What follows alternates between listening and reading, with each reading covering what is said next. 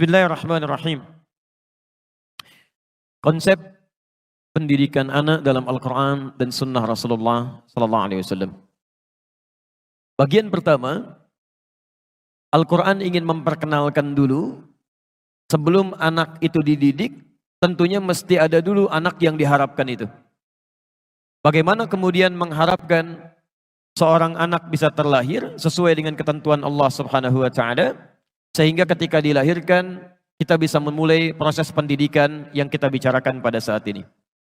Baik, kita mulai konsepnya dulu di Quran surah 19 Maryam dari ayat yang kedua sampai dengan ayat yang ke-11 itu. Baik, posisi paling kanan dari atas sampai dengan ke sebelah bawah. Saya mau berikan teorinya dulu sebentar.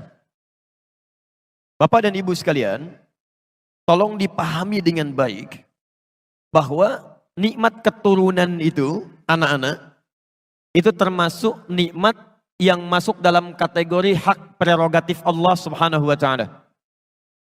Jadi yang menentukan hanya Allah. Apakah dia akan cepat terlahir, atau dia lambat, atau laki-laki, atau bahkan perempuan. Kadang-kadang ada yang ingin cepat, menurut Allah mesti lambat, sesuai dengan maslahat keluarganya. Ada yang ingin lambat, tiba-tiba jadi cepat. Ada yang pengen laki-laki, jadinya perempuan. Ada yang pengen perempuan, lahirnya laki-laki. Nah, ini yang cukup menarik. Konsep itu ada di Quran, surah ke-31, ayat 34. Saya tidak masukkan di sini. Ada 5 hak prerogatif Allah Subhanahu wa taala yang tidak akan pernah diketahui oleh makhluk manapun, termasuk malaikat Jibril yang paling dekat dengan Allah Subhanahu wa taala. Perhatikan kalimatnya. Quran surah 31 Luqman ayat 34. Innallaha indahu ilmus sa'ah. Hanya Allah yang akan mengetahui tentang kapan terjadinya kiamat. Jadi kalau ada isu mengatakan kiamat akan terjadi tanggal sekian, bulan sekian, tahun sekian, maka Anda bisa langsung tepikan itu. Mustahil. Dulu saya ada di Garut tahun 1999. Ada isu beredar menyampaikan kiamat akan terjadi tanggal 9, bulan 9, tahun 99. 1999. Masya Allah. Sebagian pasar agak sepi, Pak. Sebagian tempat boleh agak sepi. Ternyata tidak terjadi. Konon kabarnya diundur. Ya, pada tanggal 2, bulan 2, tahun 2012. Ya, tahun 2002. Ternyata nggak kejadian juga. Gitu ya. Jadi kalau ada isu-isu tentang kiamat, tentang macam-macam, itu mutlak pengetahuannya milik Allah Subhanahu wa taala. Jelas di sini? Taib wa yunazzilul ghaits. Dan yang mengatur cuaca. Apakah di sini terjadi hujan atau tidak sama sekali? Di sini terjadi salju, di sini kering, ya. Itu hak Allah. Makanya tidak ada kepastian cuaca, yang ada hanya perakiraan cuaca. Tidak ada kepastian, yang ada hanya perakiraan cuaca. Nah, yang ketiga, wa ya'lamu ma fil arham, dan yang menentukan proses yang terjadi di dalam rahim. Jadi kita nggak bisa pilih. Walaupun Anda berikhtiar, ada metodenya, ini ya, supaya cepat bisa mengandung dan melahirkan. Kalau Allah belum berkehendak, belum bisa terjadi. Ini ya, supaya agak lambat ditahan-tahan kandungan. Kalau Allah tidak berkehendak, tidak akan terjadi. Mengandung ya mengandung. Lahir ya lahir gitu. Antum pengen laki-laki, tiba-tiba bisa jadi perempuan. Nah, yang harus Anda ketahui penting di sini, ternyata nikmat keturunan ini, selain diatur khusus oleh Allah Subhanahu wa taala tentang kadarnya, juga telah ditetapkan oleh Allah berdasarkan maslahat di rumah tangganya. Jadi tidak ditetapkan oleh Allah terlahir seorang anak kecuali akan melengkapi kekurangan yang ada di kedua orang tuanya. Antum mengharapkan perempuan, tiba-tiba lahir laki-laki. Karena yang dibutuhkan untuk melengkapi sifat orang tuanya memang anak laki-laki. Selanjutnya mungkin laki-laki lagi. Selanjutnya bisa perempuan, dan seterusnya. Dan hukum ini, tolong garis bawahi, berlaku untuk seluruh kalangan manusia. Tidak peduli apakah dia seorang nabi, rasul, atau manusia biasa sekalipun. Kalau sudah Allah berkehendak, maka akan terjadi sesuai dengan keputusannya. Kita ambil contoh, seorang nabi yang dekat dengan Allah Subhanahu wa taala, yang rajin ibadah, yang takwanya luar biasa, tapi selama hidupnya telah puluhan tahun, ternyata belum mendapatkan anugerah keturunan. Namanya Nabi Zakaria. Kita kenalkan dalam bahasa Al-Quran. Kaf, ha, ya, ain, sad. Dzikru rahmati rabbika abdahu Zakaria. Masya Allah. Allah sampaikan berikut ini kami akan kisahkan tentang seorang hamba Allah subhanahu wa ta'ala yang punya sifat baik luar biasa, namanya Zakaria. Masya Allah. Antum kenal Zakaria? Kenal Nabi Zakaria? Kenal di mana, Mas? Kenal. Apa persoalan Nabi Zakaria? إذ نادى ربه نداء خفيا قال رب إني وهن العظم مني واشتعل الرأس شيبة ولم أكن بدعائك رب شقيا. Masya Allah. Ini maaf, Nabi dekat dengan Allah, orang paling takwa di masanya, sudah berumah tangga puluhan tahun, dilukiskan dalam Al-Quran, maaf, rambutnya sudah memutih, fisiknya sudah letih. Dalam masa ini istrinya divonis secara medis, maaf, tidak mungkin punya keturunan, monofos dan mandul. Jadi istrinya divonis monofos dan mandul, suaminya juga sudah sepuh, ya sudah fisiknya mulai letih, rambutnya sudah mulai memutih, kata manusia mustahil punya keturunan. Sudah ikhtiar kemana-mana, ditetapkan tidak mungkin punya keturunan, puluhan tahun. Pertanyaannya, maaf, apakah Nabi Zakaria mengeluh? Tidak. Apakah Nabi Zakaria protes? Tidak. Apakah beliau putus asa? Tidak. Jadi Anda bisa bayangkan, ada Nabi dekat dengan Allah, orang paling takwa, sudah mulai letih, fisiknya sudah letih, rambutnya sudah memutih, diuji oleh Allah belum punya keturunan, tapi tidak pernah mengeluh kepada Allah Subhanahu wa taala. Tetap berdoa, berikhtiar dan yakin dengan ketetapan Allah Subhanahu wa taala. Sekarang bandingkan dengan kita misalnya. Anda Nabi bukan, Rasul bukan. Takwanya tidak setaat Nabi Zakaria. Jaminan surga belum ada. Hisab masih menegangkan. Amalan masih berantakan. Baru 2 bulan, 3 bulan diuji belum punya keturunan. Anda sudah mengeluh. Dan kadang-kadang mengeluarkan kalimat-kalimat yang tidak pantas kepada Allah Subhanahu wa ta'ala. Di mana kita perbandingannya dengan Nabi Zakaria? Jadi dalam konteks ini, yang pertama, ketika seseorang sudah berumah tangga, kemudian berusaha untuk mendapatkan keturunan, tapi tidak secepat yang dia harapkan, maka di sini Al-Quran turunkan bagaimana ikhtiar yang sabar untuk memohon kepada Allah Subhanahu wa ta'ala. Jelas sampai sini? Baik. Saya teruskan dulu. Sekarang saya berikan kuncinya menurut Al-Quran. Lalu bagaimana kemudian Nabi Zakaria berikhtiar sampai akhirnya nanti mendapatkan keturunan dengan vonis dari manusia sudah nggak mungkin dapat itu. Quran surah ketiga Ali Imran ayat 38 sampai 39, posisi paling kanan sebelah atas di mushaf. Nanti Anda ambil rumus ini untuk diterapkan dalam kehidupan kita ya. Saya agak lambatkan uraiannya. Bismillah. Teman-teman perhatikan kisahnya. Hunalika da'a Zakaria rabbah. Maka di mihrabnya, saya ulang. Di mihrabnya Nabi Zakaria bermohon kepada Allah Rabbnya. Qala rabbi habli min ladunka dzurriyyatan thayyibah innaka sami'ud du'a. Kemudian beliau menunaikan salat, meminta kepada Allah Subhanahu wa taala. Saya turunkan sebentar. Saya enggak hapus dulu ini ya. Kalau saya hapus barangkali sebagian bagi Anda belum bisa mendapatinya ya. 1, mihrab. 2, salat. 3, doa. Nanti saya turunkan ayatnya. Perhatikan, fokus. Saat semua orang mengatakan mustahil kamu punya keturunan, gak mungkin terjadi ini pada kamu, sudah gak bisa ini, maka ajaran Quran menyampaikan kepada kita, saat semua makhluk sudah mengatakan ini mustahil, maka tinggalkan semua perkataan makhluk. Mohonlah kepada Allah Sang Khalik yang tidak punya batas dalam kuasanya. Jadi kalau Anda sedang mengalami peristiwa dalam kehidupan dunia, kemudian semua orang mengatakan itu mustahil, tidak mungkin, tidak bisa, itu tanda dari Allah Subhanahu wa taala yang pertama agar meninggalkan semua pendapat manusia dan langsung bermohon kepada Allah Subhanahu wa taala. Ini rumusnya.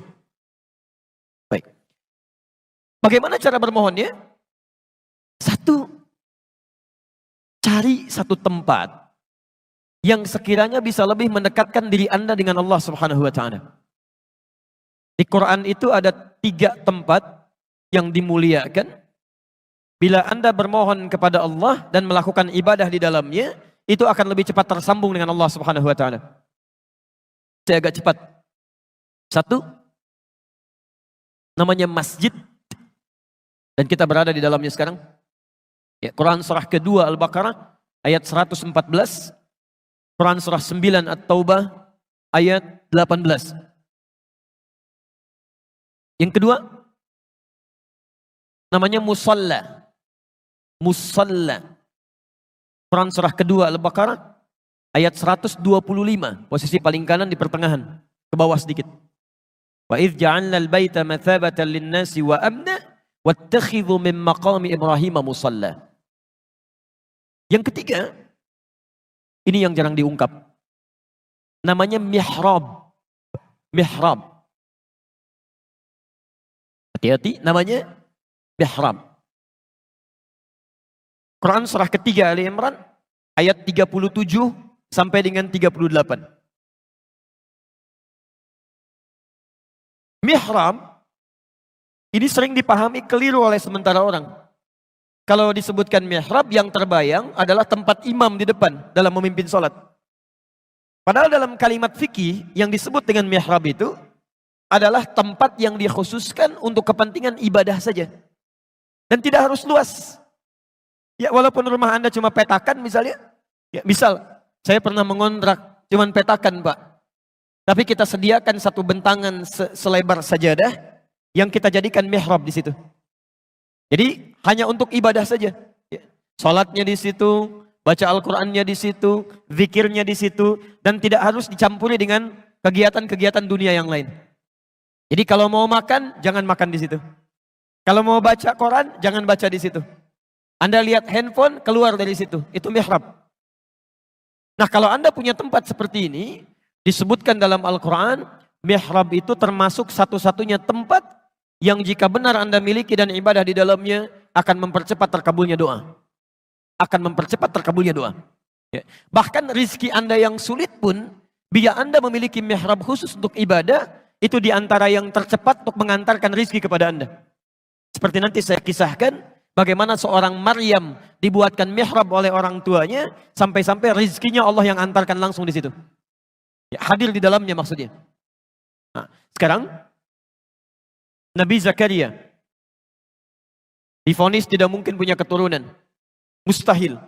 Maka yang beliau lakukan pertama kali adalah membuat mihrab. Kemudian apa yang dilakukan di situ? Beliau bangkit tunaikan salat dan berdoa memohon kepada Allah Subhanahu wa Ta'ala. Dari mana taunya salat kemudian menunaikan doa di sini? Lihat ayat 38 sampai 39-nya. Hunalika da'a Zakaria rabbah. Di mihrabnya Nabi Zakaria menunaikan salat dan berdoa kepada Rabbnya. Qala rabbi habli min ladunka dzurriyyatan thayyibah innaka sami'ud du'a. Ya Allah, hamba mohon ya Allah. Semua makhluk mengatakan hamba tidak mungkin punya keturunan. Sekarang hamba hanya mohon kepadamu saja yang tidak punya batas dalam kuasa. Engkau pasti mendengar doa hamba. Apa yang terjadi? Ini yang paling menarik. Begitu doanya disampaikan kepada Allah, selesai beliau berdoa, salatnya belum selesai. Masih berdiri dalam salatnya. Dalam bahasa Arab, berdiri itu disebut dengan qaim. Qaimun. Artinya berdiri.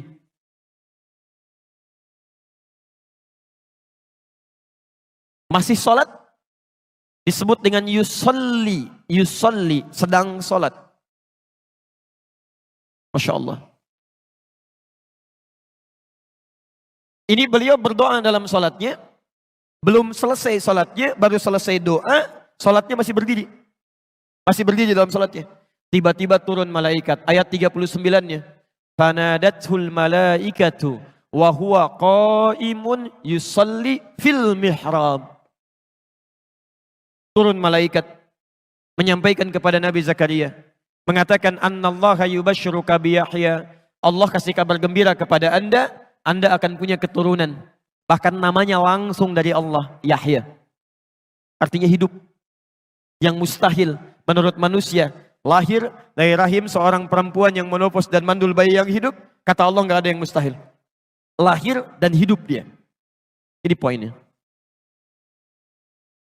Dan demi Allah saya katakan, semua nabi dan rasul, bahkan orang-orang saleh, jika punya persoalan dalam hidupnya, dia akan mohon kepada Allah Subhanahu wa taala lewat salatnya. Nabi Musa salat, Nabi Isa salat, ya, bahkan Nabi Ismail salat, Nabi Nuh salat, semua nabi. Ya.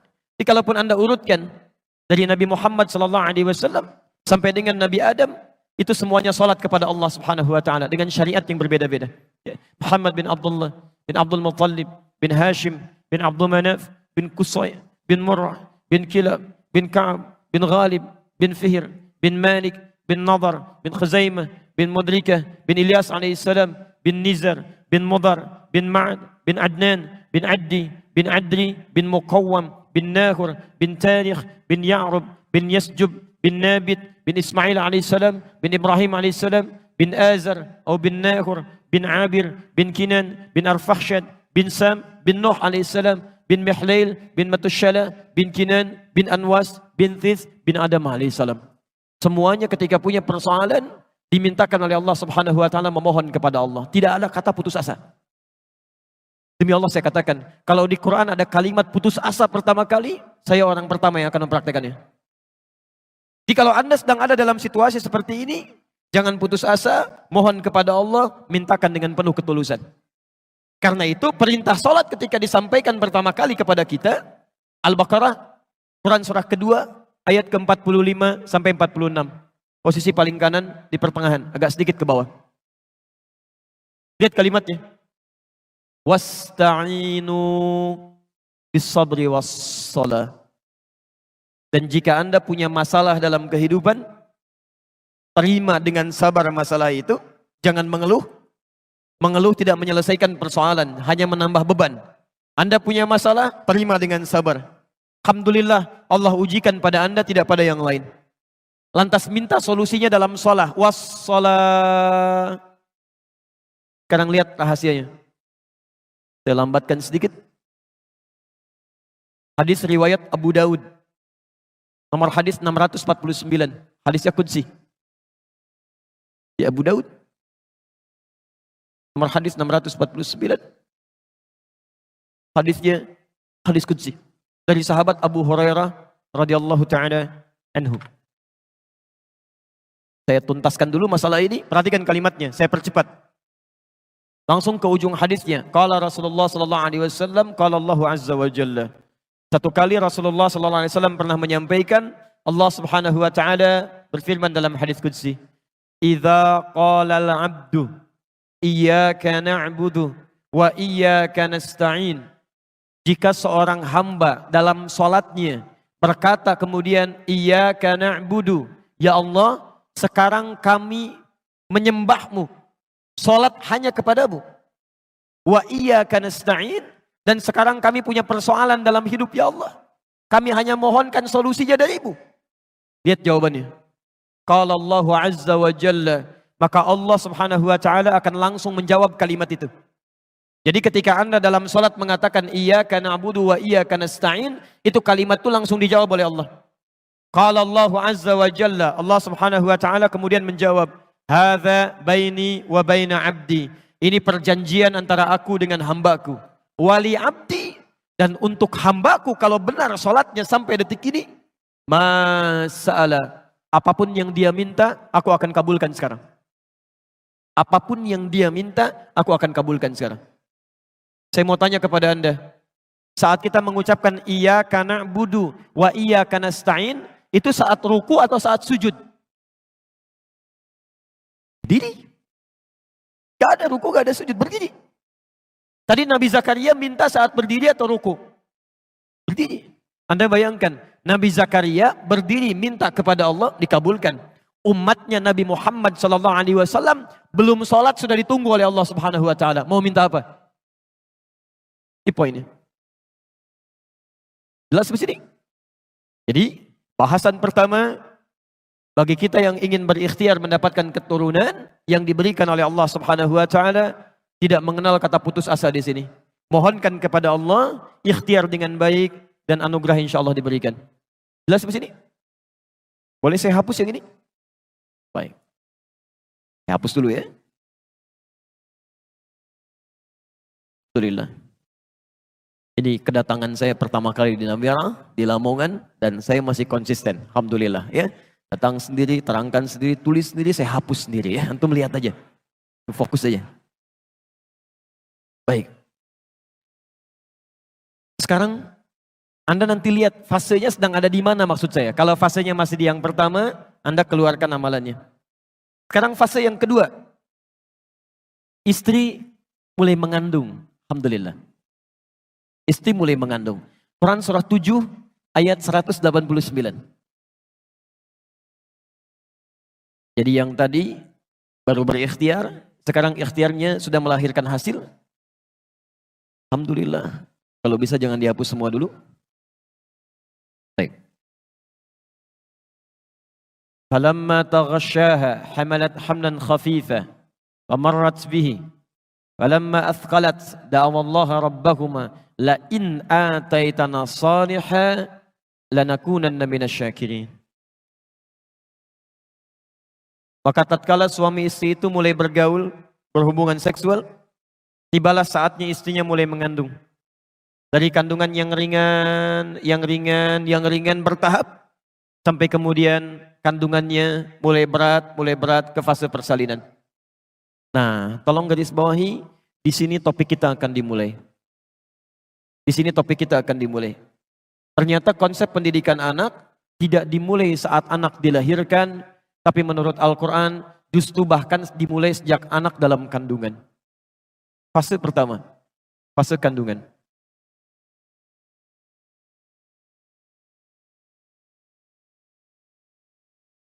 Apa yang harus dilakukan kedua orang tua dalam mendidik anak di dalam kandungan ketika mulai berproses, sehingga diharapkan anak itu tumbuh menjadi baik, dekat dengan Allah, dan bisa menjalani kehidupannya sesuai dengan yang diharapkan. Lihat kalimat Qurannya. Da'awallaha rabbahuma. Suami istri itu, keduanya. Ya. Bukan cuma istrinya, tidak hanya suaminya, tapi suami istri itu. Da'awallaha rabbahuma. Memperbanyak doa kepada Allah Subhanahu wa ta'ala. Ini bagian pertama. Doa. Apa yang dimintakan? Dalam ayat ini satu kalimat. La in ataitana salihah. Ya Allah, bila pun mohon ya Allah engkau berkenan menganugerahkan kepada kami anak yang soleh yang akan dilahirkan ini. Jadi pendidikan pertama dalam Al-Quran, ketika fase dalam kandungan, Quran mengatakan perbanyak oleh orang tuanya doa-doa permohonan kepada Allah agar yang terlahir menjadi anak yang soleh. Doa anak soleh.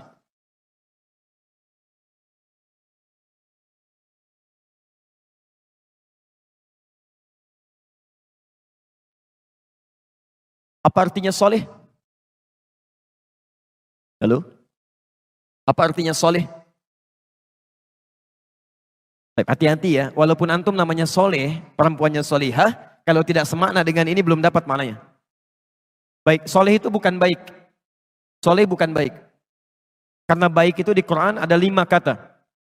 Ada 5 kata. Kita turunkan hadisnya nanti. 1. Ada yang disebut dengan thayyib namanya, thayyib.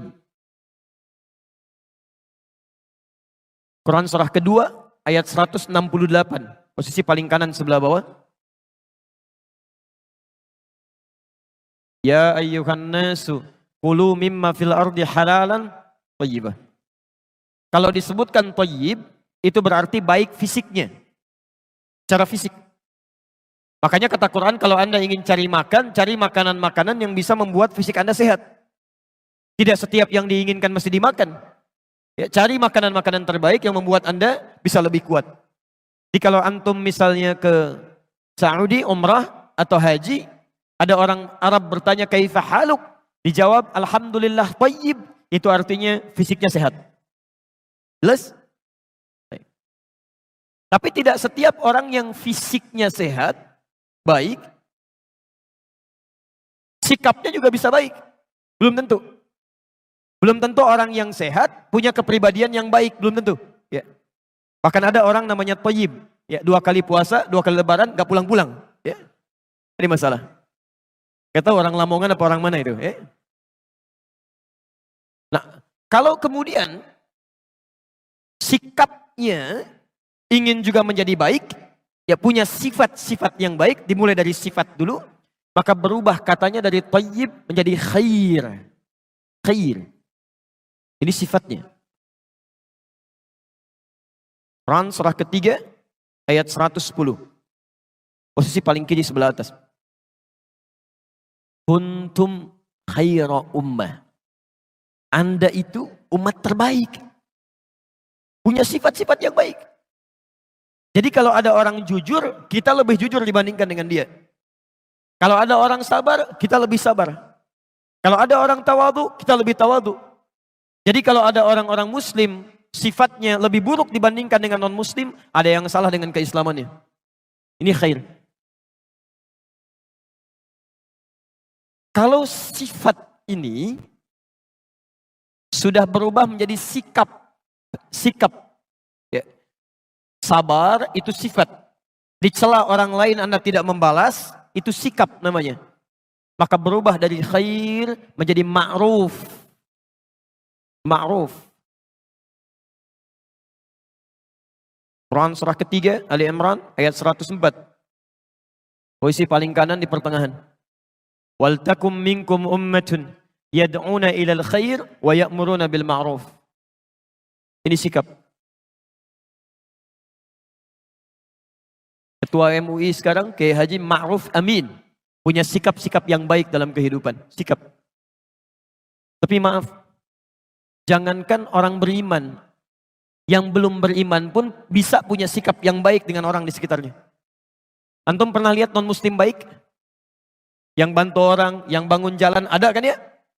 Maka untuk membedakan antara orang beriman dengan yang belum beriman, sikap kebaikan ini mesti ada perbedaannya. Maka turun sifat yang keempat, nama yang keempat, namanya ihsan. Ihsan. Saya naikkan ke atas. Ihsan.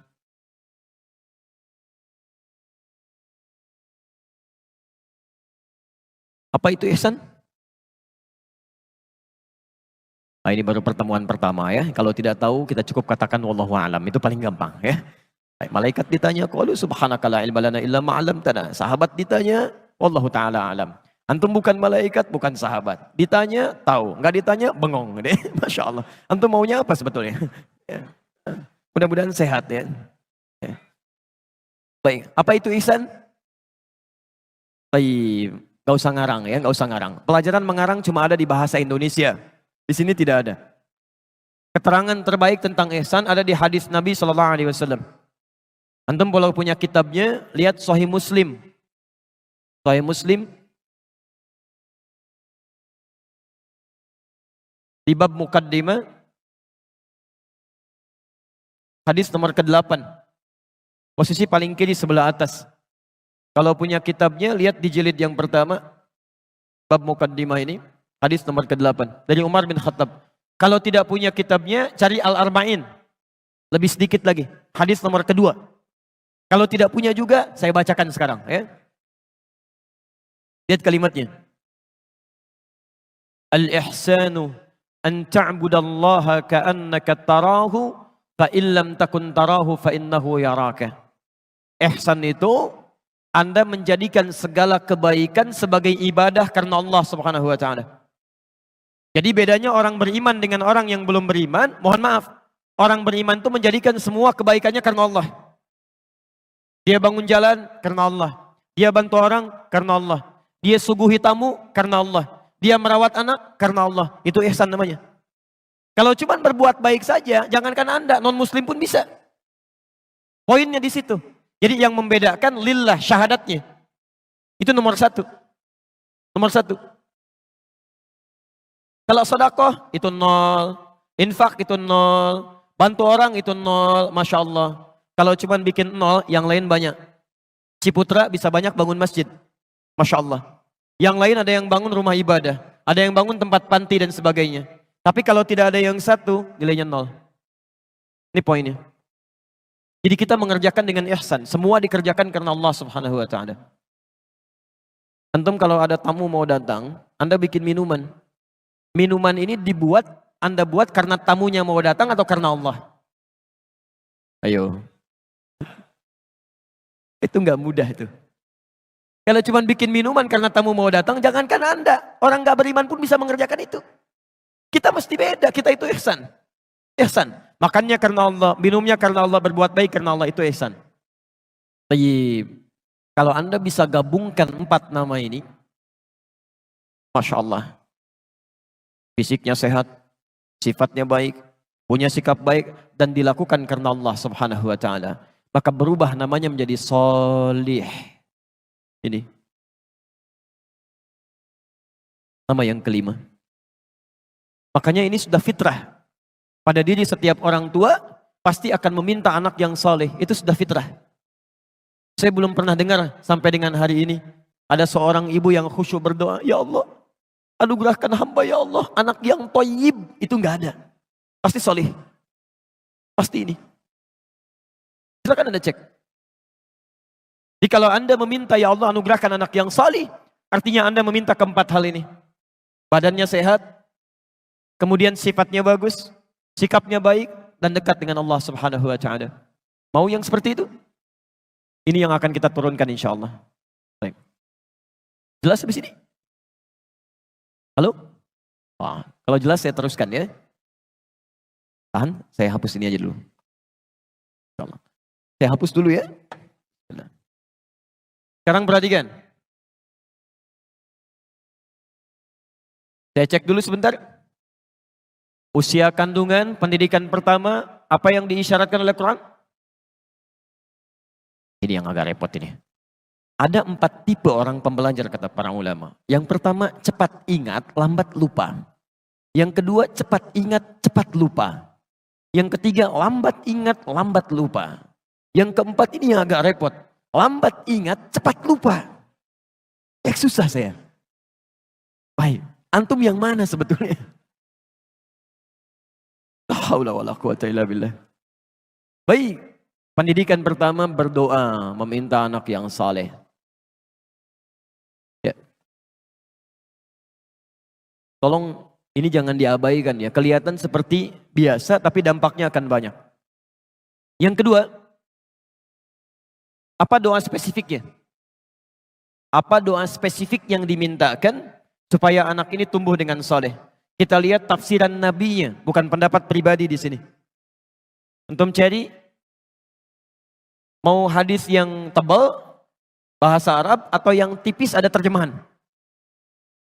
Oh, baik. Cari di Al-Arba'in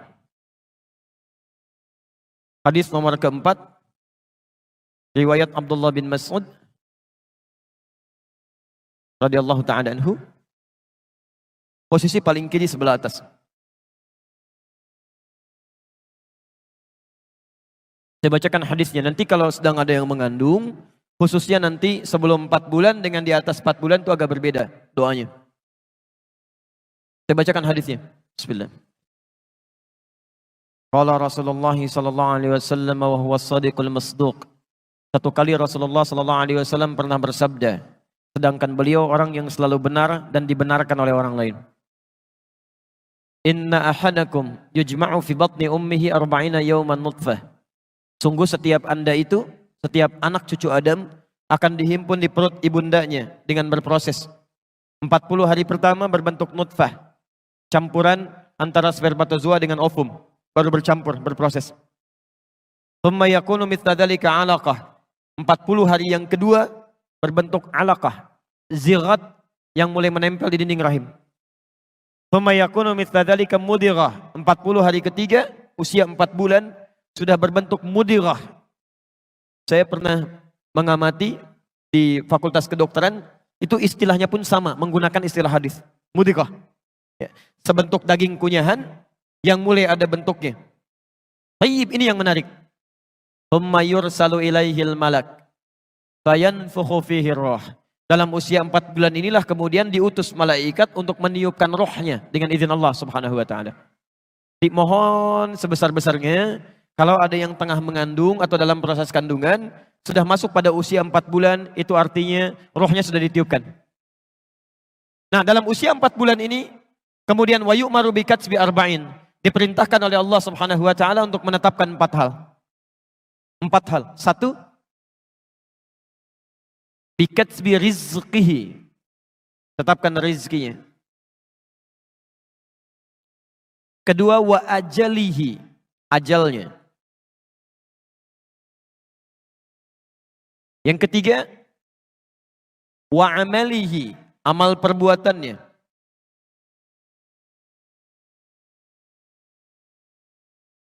Dan yang keempat, as-sa'idun huwa am syaqiyun, apakah bahagia hidupnya atau dia nestapa, bahagia dan sengsaranya. Yang 2 pertama ini disebut dengan qadar.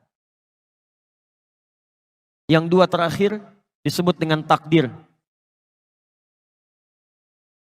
Ini perbedaannya. Fokus.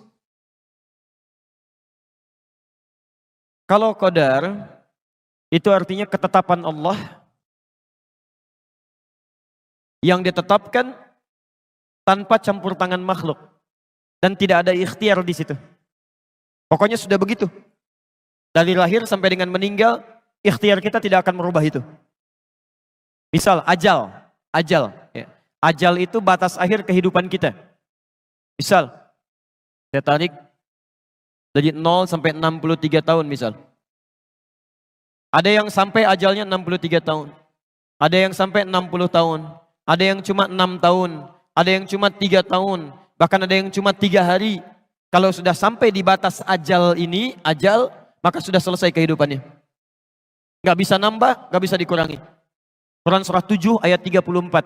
Idza jaa ajaluhum la yastakhiruna sa'ata wa la yastaqdimun. Kalau sampai di batas ini, maka tidak bisa dia memajukan atau dia mundurkan. Nah, ketetapan sampai meninggal ini, itu tidak bisa dirubah oleh apapun. Termasuk oleh doa. Di Anda berdoa sekhusyuk apapun, tidak akan pernah menambah batas ajal Anda. Paham sampai sini? Baik.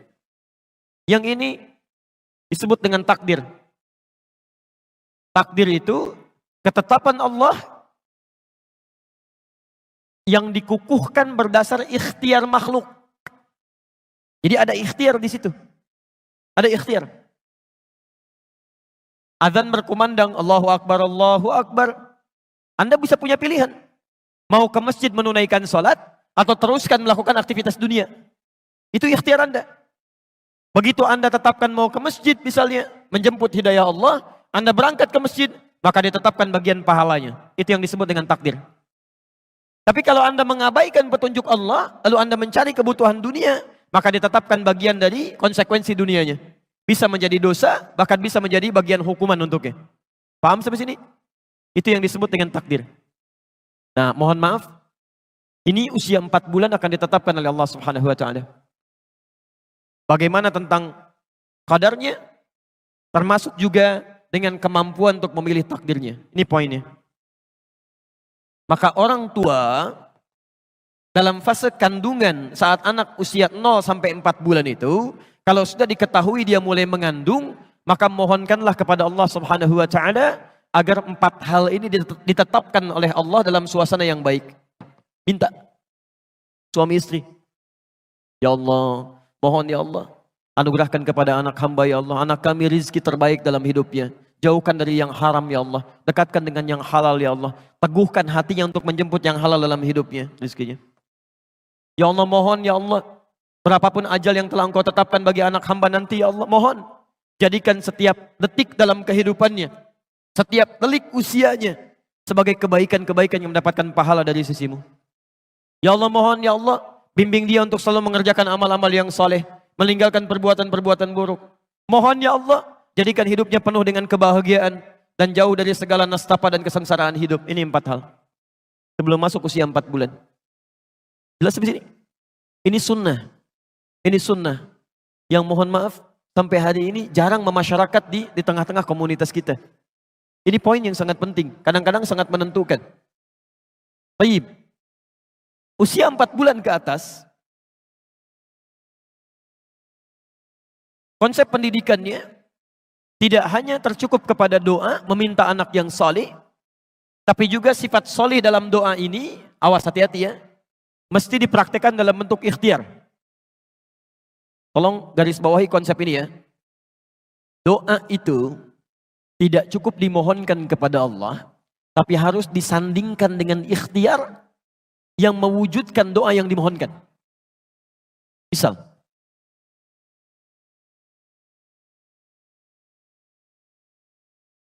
bapak ibu memohon kepada Allah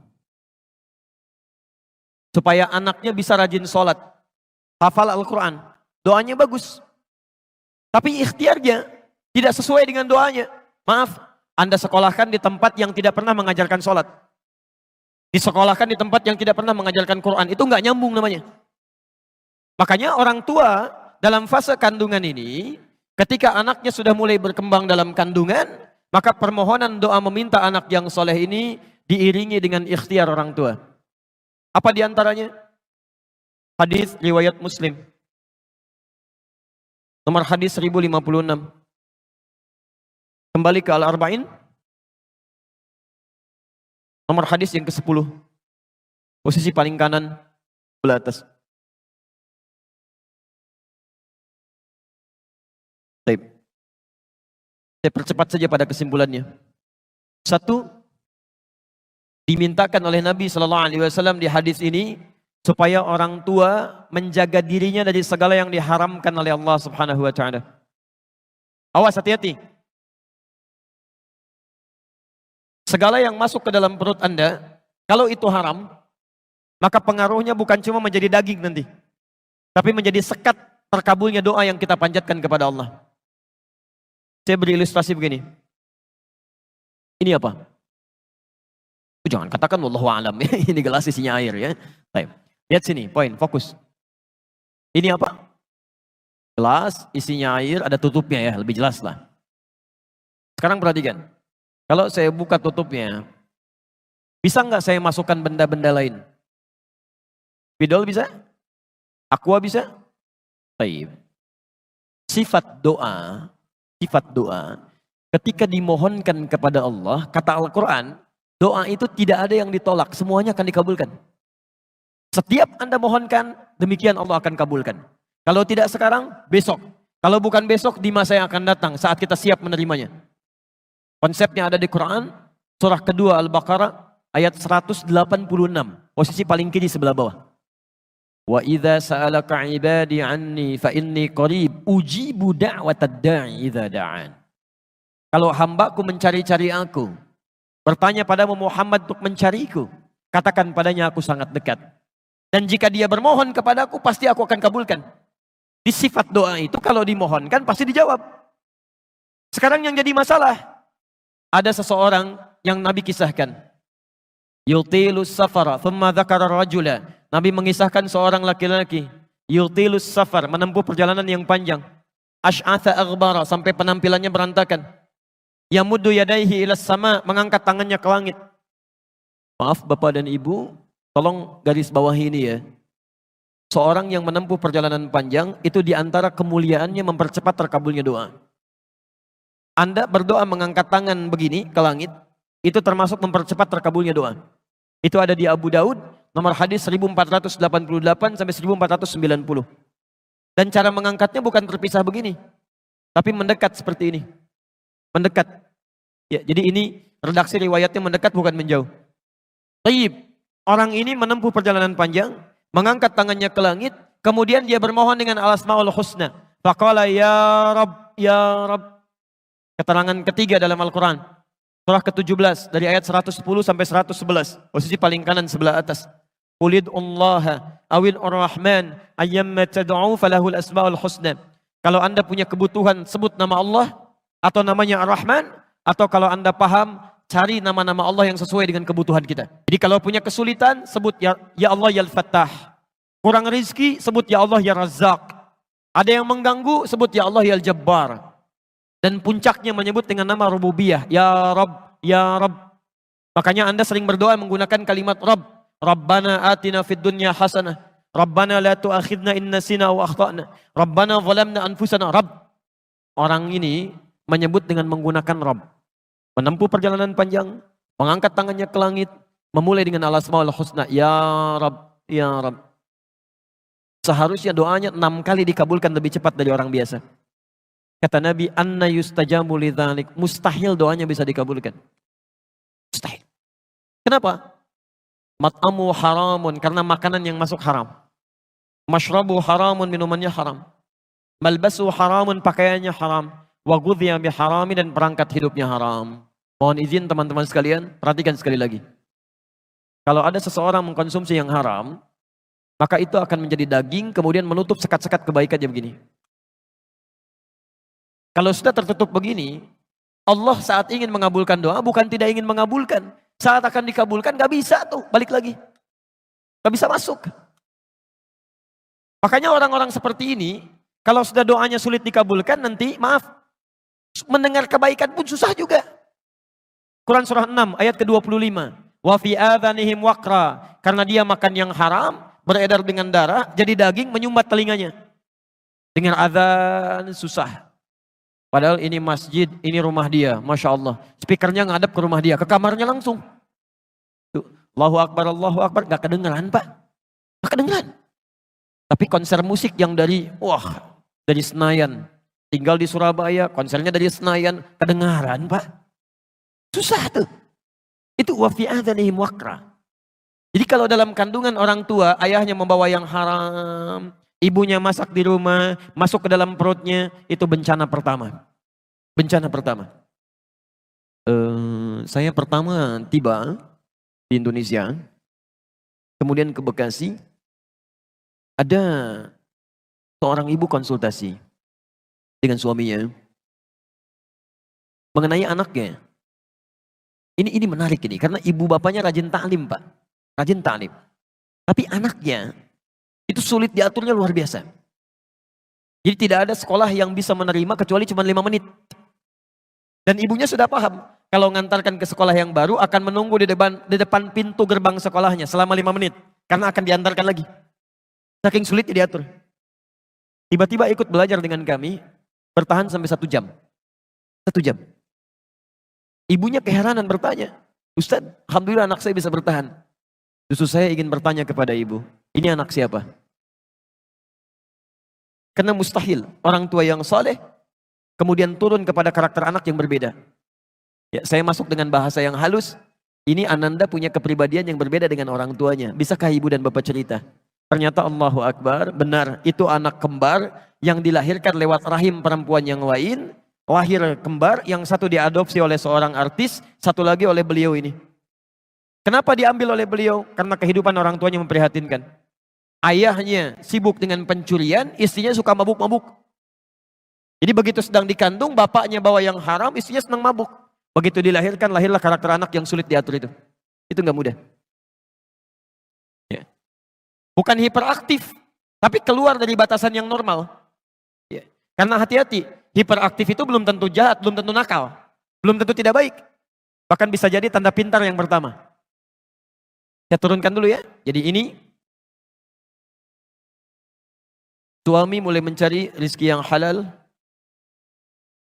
Lalu yang kedua, mulai meningkatkan amal saleh. Ini. Dan saya berhenti di sini dulu. Satu, berdoa.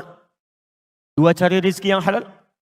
Ketiga, mohon maaf, dalam usia kandungan khususnya 4 bulan, 5 bulan sampai ke persalinan, suami istri mulai meningkatkan amalan solehnya. Yang tadinya jarang tahajud, sekarang mulai tahajud. Yang jarang baca Al-Quran, sekarang mulai baca Quran. Ya? Yang jarang kemudian tilawah, sekarang tilawah. Baca tafsir, sering berzikir. Itu Masya Allah. Saat putra kami di usia-usia seperti ini, dalam kandungan, kita datang untuk konsultasi mengenai keadaan janin pada dokter perempuan di Ciputat pada saat itu. Anda tahu apa yang disampaikan dokter ini? Pak, ini kami sudah ada pertemuan dokter-dokter muslim se-Asia disimpulkan ternyata ada pengaruh positif yang langsung sampai kepada janin anak yang dikandung dari peningkatan amal soleh kedua orang tuanya. Dan di Malaysia pernah diuji, ketika seorang anak dalam kandungan dibacakan Al-Quran langsung, khususnya oleh ibunda atau ayahandanya, itu Masya Allah berubah posisi janinnya menjadi bersujud, jadi berputar begini. Itu langsung. Itu dokter yang menyampaikan. Kalau orang biasa mungkin bisa saya dengarkan, saya tinggalkan. Ini dokter. Lalu kami coba praktikkan pada anak kami. Anak yang pertama. Ya, kita coba mulai tingkatkan amal saleh, baca Al-Quran. Sampai kami beli speaker aktif. Ya, kemudian diisi USB. Di situ Quran aja terus berputar sampai 24 jam. Sampai hari ini. Ya. Jadi walaupun kita kosong, rumah tidak ada, itu Qurannya tetap mutar, Pak. Jadi kalau antum nanti ingin coba silahkan, akan ada suasana yang berbeda. Nikmat, tenang gitu. Kadang-kadang jadi hidayah. Jadi hidayah di situ. Nah, kalau istri kami sedang kesulitan, capek, maka pakai earphone, tempelkan di perutnya. Ya, maka terus Quran diperdengarkan. Apa yang terjadi? Begitu anak ini dilahirkan, kemudian mulai berkembang, usia 1 bulan, 2 bulan. Satu kali saya pulang ke rumah, ya sudah cukup agak malam, ya setelah berdakwah, Quran masih berputar. Anak ini nangis tidak berhenti, Pak. Tidak berhenti. Saya tanyakan pada uminya, kenapa begini? Beliau katakan, Buya nggak tahu katanya. Dari tadi nangis terus gak pernah berhenti. Ya, saya diamkan susah. Saya coba merenung diam. Setelah itu saya katakan, coba ganti suratnya dengan Ar-Rahman. Putar. Begitu diputar suratnya, ternyata diam. Saya bilang kembalikan ke ayat tadi. Ternyata nangis lagi. Allahu Akbar. Ternyata ayat yang sedang dia perdengarkan itu, yang sedang dia dengar, itu ayat yang sedang berbicara tentang siksa neraka. Di anak yang terus diperdengarkan, respeknya kepada Quran tinggi. Begitu dia bisa merangkak pertama kali ketika melihat bapak ibunya sedang memulai murajaah Quran. Kami sedang murajaah Quran, si anak ini dengar Quran, dia mengejar, Pak. Sampai kami beri nama Muhammad Hamilul Quran, yang lekat dengan Al-Quran. Ini pasti ada pengaruhnya. Ya. Jadi antara ikhtiar yang Anda lakukan dengan apa yang kemudian Anda hadirkan pada anak pasti akan ada pengaruhnya. Ini yang dilakukan oleh orang tua Imam Asy-Syafi'i, yang dilakukan oleh orang tua Imam Ahmad bin Hanbal, yang dilakukan oleh orang tua Imam Al-Bukhari. Nanti kalau ada waktu, saya akan ceritakan bagaimana Imam Al-Bukhari yang lahir kemudian ayahnya meninggal dunia, yang matanya kemudian buta, tapi karena ikhtiar kedua orang tuanya, oleh Allah Subhanahu wa taala dikembalikan matanya bisa melihat normal. Bisa melihat normal. Ini poinnya. Jadi kalau ada anak sikapnya kurang menyenangkan, yang pertama jangan dipersalahkan. Mungkin Anda juga yang salah awalnya. Tidak memberikan harta yang halal, membawa yang syubhat ke rumah, tidak memperhatikan perhatian yang benar. Ini poinnya. Jelas di sini? Ini baru dalam kandungan ya, anaknya belum lahir. Itu sampai jam berapa? Oh, baik. Gak apa-apa. Antum silakan sampai sore, saya zuhur pulang. Kita harus ke Tarawas ya, insyaallah. Baik. Sekarang lahir. Jadi masa kandungan. Berdoa minta anak yang soleh. Cari asupan yang halal. Tingkatkan amal soleh.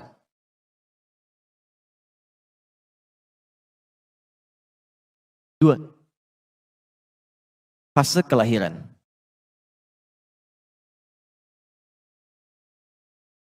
Quran surah kedua ayat 233, posisi paling kanan sebelah bawah.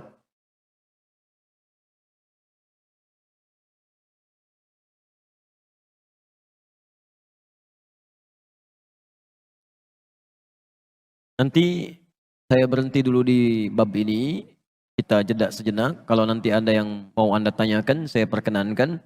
Kalau tidak, kita rehat sejenak, kemudian kita teruskan kembali pada bahasan yang selanjutnya.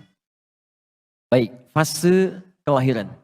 Quran surah kedua ayat 233, kemudian diturunkan ke Quran surah ketiga ayat 35 sampai dengan 37.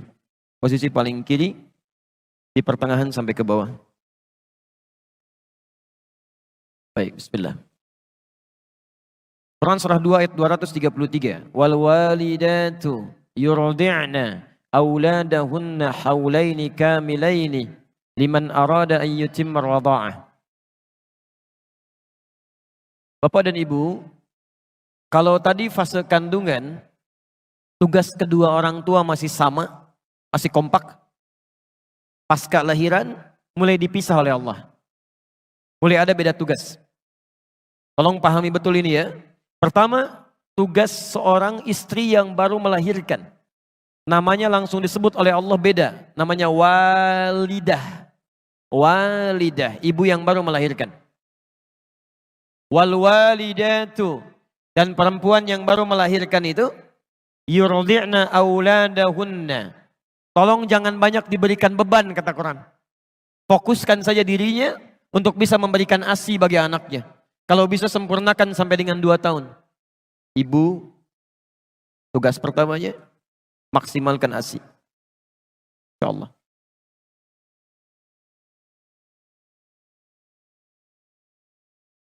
Masya Allah. Anak lahirnya bersih, suci, maka makanan pertamanya pun Allah inginkan makanan yang paling suci. Yang langsung mengalir dari ibundanya. ASI. Ini sudah tidak perlu banyak saya terangkan, banyak buku, banyak bahasan bagaimana keutamaan ASI bagi seorang anak yang baru dilahirkan sampai usia 2 tahun. Ya, jadi ini sudah ada dalilnya, orang barat banyak mempraktikkan, dan saya baru dapat kabar sebelum ke Jawa Timur bahwa di Amerika begitu bayi dilahirkan itu wajib harus diberikan ASI dulu. Dalilnya kita yang punya. Teman-teman, jadi saya kasih bocoran sedikit ya, ini rahasia di antara kita lah pagi ini. Yang paling banyak mempraktekkan isi Al-Quran dan hadis itu sekarang orang Yahudi, Pak. Orang Yahudi. Dan mereka itu paling yakin dengan Quran dan hadis, paling yakin. Cuman mereka nggak pernah sebutkan kalau ini dari Quran, ini dari hadis. Saya beri contoh ya. Dari mulai anak-anak itu kecil sampai dengan dewasanya, anak kecil saja yang dikeluarkan pendidikannya dari hadis. Tinggalkan hal-hal yang tidak berguna, ditontonan yang tidak bagus dijauhkan dari anak-anak. Hal-hal yang tidak kreatif dijauhkan dari anak-anak. Semacam kayak gadget, kayak macam-macam itu dijauhkan. Yang didekatkan tuh yang bisa menstimulasi otaknya, ya potensi kecerdasannya, dan peluang potensi-potensi kebaikan yang lain. Itu Masya Allah. Itu dimunculkan. Sampai dengan persiapan mau ke hari akhir pun, itu mereka keluarkan hadisnya. Nabi pernah menyampaikan, tanda-tanda akhir zaman diantara puncaknya akan terjadi peperangan besar. Ya, akan terjadi peperangan besar. Di mana saat kemudian terjadi pertempuran, banyak pohon-pohon yang melindungi orang Yahudi, disebut dengan pohon korkod. Nanti ada yang mengatakan di sini Yahudi bersembunyi, cepat, temukan dia. Anda tahu apa yang terjadi? Sampai dengan hari ini, banyak orang Yahudi menanam pohon-pohon yang disebutkan di hadis tadi. Ya orang Yahudi aja yakin dengan hadis, kemudian dia amalkan. Kita yang mendapatkan anugerah Nabi-nya, kenapa gak kita praktekkan? Ini poinnya. Maka pertama kata Al-Quran, jika sudah kemudian bayi dilahirkan, maka maksimalkan untuk memberikan ASI. Dan hebatnya, ini yang paling penting. Mohon izin ya, kalau ini mungkin bahasanya kurang menyenangkan, tapi ini yang disebutkan Quran. Wa 'alal mauludi lahu rizquhunna wa kiswatuhunna. Sedangkan bagi ayah yang baru mendapatkan karunia anak ini, jangan ganggu ibunya. Supaya tidak banyak memiliki perasaan-perasaan, terganggu emosionalnya, sehingga kualitas ASI yang mengalir kepada anaknya tidak baik. Maka biarkan dia konsentrasi dengan memberikan ASI-nya, maka suami memberikan fasilitas-fasilitas kebaikannya. Masya Allah. Rizquhunna, kebutuhan makannya. Kalau bisa suami yang suapi gitu kan, Masya Allah hadir di sampingnya. Kan secara psikologis begini, perempuan yang baru melahirkan itu kan setengah rasa sakitnya, itu akan hilang saat melihat bayinya. Sakit luar biasa, begitu bayi didekatkan kepadanya, itu setengah sakitnya hilang. Setengahnya lagi ketika suaminya hadir di sampingnya. Dia yang membelainya, dia yang berikan makanannya, dia yang siapkan pakaiannya, dia yang sampaikan kalimat-kalimat indahnya. Masya Allah, bayinya sudah lahir tuh, Masya Allah. Hidungnya mirip kamu nih. Tapi kok matanya mirip tetangga kita ya? Itu agak repot ya. Yang lain. Baik. Lihat stepnya. Jadi lahir, Di dalam kandungan sudah punya pendidikan, ketika dilahirkan sudah diberikan bekal-bekal eksklusif untuk mencerna potensi-potensi baik supaya muncul nantinya, disebut dengan ASI. Dan itu nggak boleh terganggu. Seorang ibu terganggu emosionalnya ketika memberikan ASI, maka akan berdampak pada kualitas akan potensi yang dia dapatkan. Nah, yang paling menarik, saya mau berhenti di titik ini dulu. Sekarang mari kita lihat bagaimana sunnah-sunnah Al-Quran ditunjukkan lewat keluarga Imran yang dimintakan pada kita untuk mempraktekannya. Selain ASI, apa yang dilakukan? Quran surah 3 ayat 35 sampai dengan 37.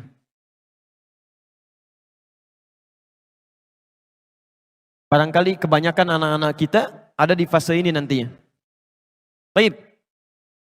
Ayat 35 itu yang tadi sudah saya ulas. Idh qalat imra'atu Imran, Rabbi inni nazartu laka ma fi batni muharraran fataqabbal minni. Innaka sami'ud du'a. Ya Allah, saya bernazar anak yang saya kandung ini menjadi anak yang soleh dekat denganmu ya Allah. Saya mohon jadikan dia anak yang dekat denganmu. Jadi mohon izin Bapak dan Ibu sekalian, sekali lagi, setiap anak yang dikandung mohonkan kepada Allah. Dan bagian keduanya di ayat ini, tolong spesifik minta, anak ini mau direncanakan jadi apa? Jadi Anda harus punya planning. Misal, anak pertama itu jadi penghafal Quran. Masya Allah. Anak kedua, tafsirnya. Masya Allah. Anak ketiga, hadisnya misalnya. Anak keempat, fikihnya. Wah, ini kalau dikabulkan oleh Allah Subhanahu wa Ta'ala indah sekali. Begitu punya persoalan, nah anak pertama apa ayatnya? Ini Abi, Masya Allah. Adik hadisnya apa? Ini Abi, Masya Allah. Tafsirnya apa kakak? Ini Abi, Masya Allah. Hukum fikihnya apa? Ini Abi. La haula wa la quwata illa billah. Namira pokoknya kosong nggak ada pengajian. Habis nih. Ini indah. Yang Anda mulai rencanakan. Nah sekarang ayat 36-nya. Selain sunnah yang ini, teruskan. Falamma wada'atha, tatkala bayinya dilahirkan, qalat rabbi inni wada'tuha untha.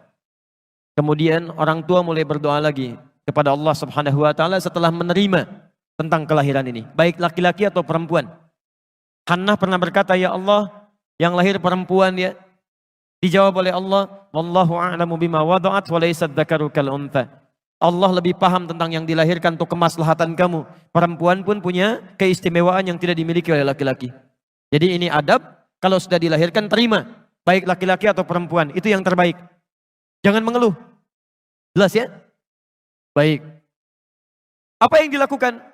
Kemudian, wa inni sammaituha Maryam. Selanjutnya, mulai beri nama dengan nama yang terbaik.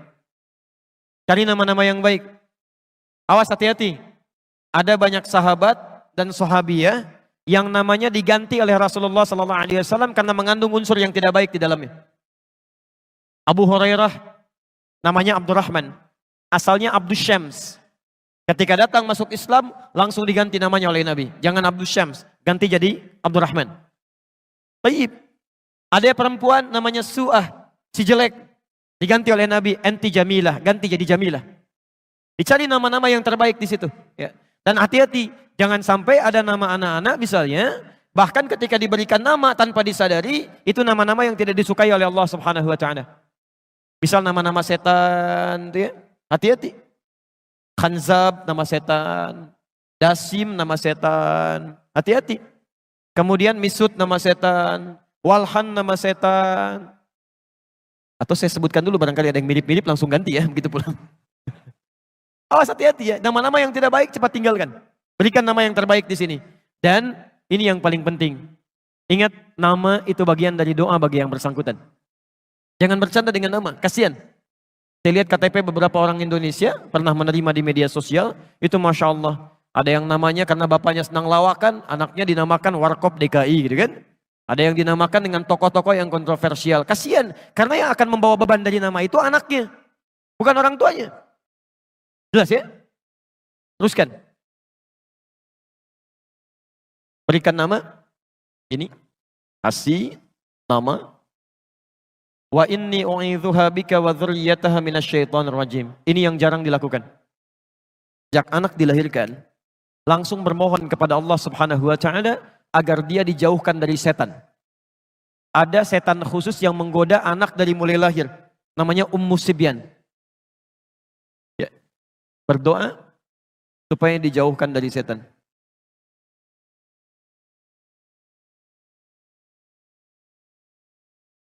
Dan Maryam termasuk manusia yang dijaga oleh Allah Subhanahu wa taala dari lahir sampai meninggal dari godaan setan. Bukan gak digoda setan, ketika setan akan menggoda diberi hijab oleh Allah. Tidak sampai kepada Maryam. Ini berkat doa kedua orang tuanya. Lanjutkan. Ayat 37-nya.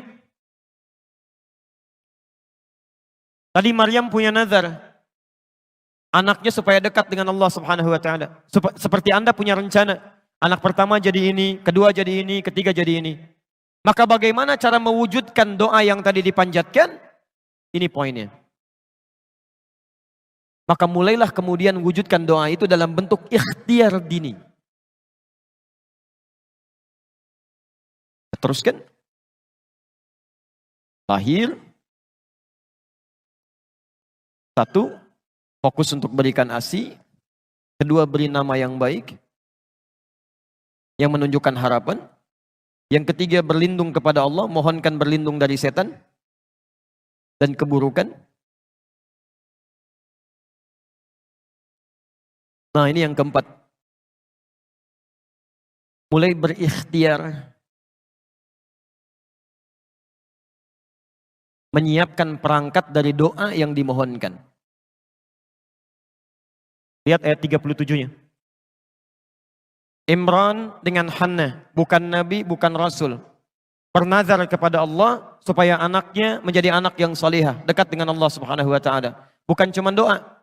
Setelah berdoa kepada Allah, maka beliau berikhtiar. Dicari guru terbaik yang bisa membimbing anaknya dekat dengan Allah. Maka dipilihkanlah guru terbaik di zamannya Nabi Zakaria. Dipilih guru. Tidak hanya guru, ditempatkan di tempat terbaik yang mendekatkan dengan Allah Subhanahu wa taala, dibuatkan mihrab. Perhatikan. Doa ada, ikhtiar ada, dipilihkan gurunya, ada tempatnya. Ketika semua ini sudah disiapkan, apa yang terjadi? Turunlah jawaban langsung dari Allah Subhanahu wa taala. Ayat 37-nya. Fataqabbalaha rabbuha biqabulin hasanin wa ambataha nabatan hasana. Ketika semua diikhtiarkan dengan semua ini, maka turun jawaban dari Allah. Saya terima, kata Allah, semua ikhtiar ini. Kalau Allah sudah terima semua ikhtiar orang tua, maka Allah langsung yang akan memperhatikan anak yang dimaksudkan. Dari mulai tumbuhnya sampai dengan meninggalnya. Saya mau tanya kepada Anda ya. Anda orang tua, alhamdulillah, ibunya mengandung 9 bulan lebih. Kemudian dilahirkan, Anda bekerja keras, dirawat di rumah. Saat dia mulai sekolah, apakah Anda bisa memastikan kalau anak Anda bisa menyentuh makanan yang baik? Bertemu dengan teman yang baik? Mendapatkan perawatan yang baik? Belum tentu. Kita punya keterbatasan. Bahkan anak pulang ke rumah masih bisa menyentuh sesuatu yang salah. Di sini mungkin belum pernah terjadi, Pak. Tapi pernah terjadi kasus di Jakarta. Ini orang tua, muslim yang taat, baik. Anaknya TK-nya Islam, SD-nya Islam, SMP-nya Islam, SMA-nya Islam. Ini kisah nyata, perempuan. Dikira sudah kuat modalnya, kemudian masuk ke universitas yang kurang bagus dari sisi akidahnya. Walaupun favorit dari sisi keilmuan umumnya. Sudah masuk ke kampusnya, 2 pekan tidak pulang ke rumah, Pak. Begitu pulang ke rumah, dibuka hijabnya, minta izin pindah agama. Terjadi. Kita nggak bisa pastikan. Jadi yang terbaik adalah memohon kepada Allah, titipkan kepada Allah. Kalau Anda menitipkan anak Anda kepada Allah Subhanahu wa taala, maka dimanapun dia berada, Allah yang akan merawatnya. Allah akan palingkan dari rezeki yang tidak baik. Allah palingkan dari teman-teman yang tidak baik. Allah akan jaga itu. Seperti Nabi Yakub menitipkan Yusuf kepada Allah Subhanahu wa taala. Seperti Imran menitipkan putrinya kepada Allah Subhanahu wa taala. Apa yang terjadi? Maaf, jangankan teman-temannya, rizkinya pun Allah yang berikan. Takaffalaha Zakaria, kullama dakhala 'alaiha Zakaria al-mihrab, wajada 'indaha rizqa. Ini mihrab, kuncinya yang pegang Nabi Zakaria. Yang memberikan segala kebutuhannya, pakaiannya, makanannya, segalanya, yang nyimpan Nabi Zakaria. Tapi kata Al-Quran, setiap kali mau menyampaikan kebutuhannya masuk ke dalam mihrab, sudah ada di dalamnya. Ketika Anda menitipkan anak Anda kepada Allah, maka Allah yang akan berkenan memberikan segala kebutuhannya. Kalau ada yang haram, akan dipalingkan, masuk yang halal. Dengan cara apapun. Sampai heran, kalau musim anggur ada anggur, wajar. Ini bukan musim anggur, ada anggur. Qala ya Maryamu anna laki hadha, Maryam dari mana semua ini? Qalat huwa min indillah. Ketika anak didekatkan dengan Allah Subhanahu wa taala, maka yang meluncur dari lisannya, yang dilihat oleh matanya, yang didengar oleh telinganya sampai ke ujung kakinya, itu lillah. Karena Allah Subhanahu wa taala. Ya, maka mulai hari ini silahkan Anda boleh punya cita-cita. Siapkan sampai dilahirkan, tapi mohon cari guru yang baik. Coba saat ke sekolah itu disurvei dulu. Kepala sekolahnya siapa? Guru-gurunya bagaimana? Pada rajin sholat apa tidak? Senang tilawah Quran atau tidak? Security-nya seperti apa? Lingkungan sekitarnya bagaimana? Ini modalnya. Maka apa yang terjadi? Saya tutup dulu sebentar. Segmen yang pertama ini, perhatikan.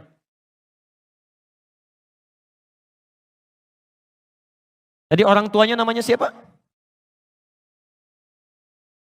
Halo? Orang tuanya namanya siapa? Imran. Istrinya siapa? Hanna. Baik. Imran dan Hanna. Tidak disebutkan di Quran. Punya anak namanya siapa? Maryam. Baik. Sekarang lihat. Imran Nabi bukan? Bukan. Hanna Nabi bukan? Bukan. Punya anak namanya Maryam. Maryam Nabi bukan? Rasul bukan? Bukan. Tapi yang hebat, bisa lebih baik dibandingkan kedua orang tuanya. Lebih baik.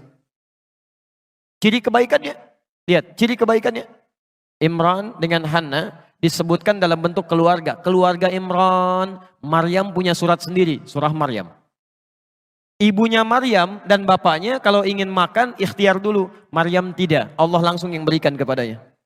Ibunya Maryam mengandung, menikah dulu dengan Imran. Maryam tidak. Mengandung, melahirkan tanpa disentuh oleh laki-laki manapun.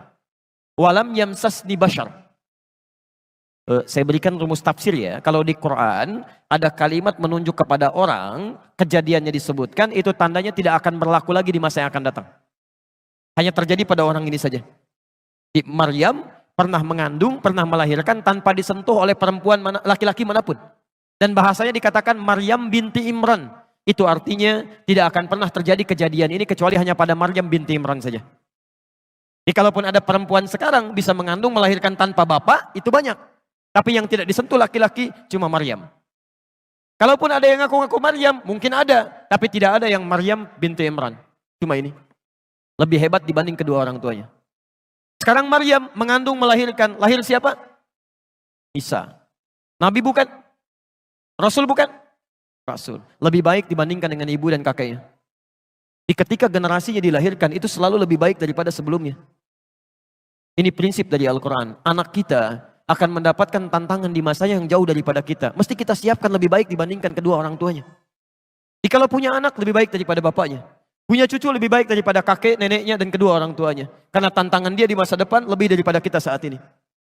Sering orang tua mengatakan, Ustadz mohon doakan supaya anak saya bisa seperti Ustadz. Saya katakan jangan. Harus lebih daripada ini. Karena tantangan dia di masa datang lebih daripada ini. Ini poinnya. Anda boleh nggak hafal Quran dan berikhtiar sampai hari ini. Tapi anak Anda mesti ada. Masa satu keluarga besar nggak ada yang hafal Quran satupun? Masa satu keluarga besar nggak ada yang tahu hadis satupun? Mesti ada. Ada yang harus kita banggakan di hadapan Allah Subhanahu wa taala. Nanti di akhir kajian saya akan tunjukkan bagaimana Quran menawarkan masuk surga satu keluarga bersama-sama. Satu keluarga. Dan itu tawaran. Kalau ada yang ingin silahkan, yang tidak itu pilihan Anda. Saya berikan jeda sebentar. Kalau ada yang mau bertanya saya perkenankan. Kalau tidak ada, kita jeda sebentar. Kemudian kita bisa lanjutkan beberapa menit untuk menyempurnakan bahasan ini. Bapak Ibu, mungkin ada pertanyaan? Monggo.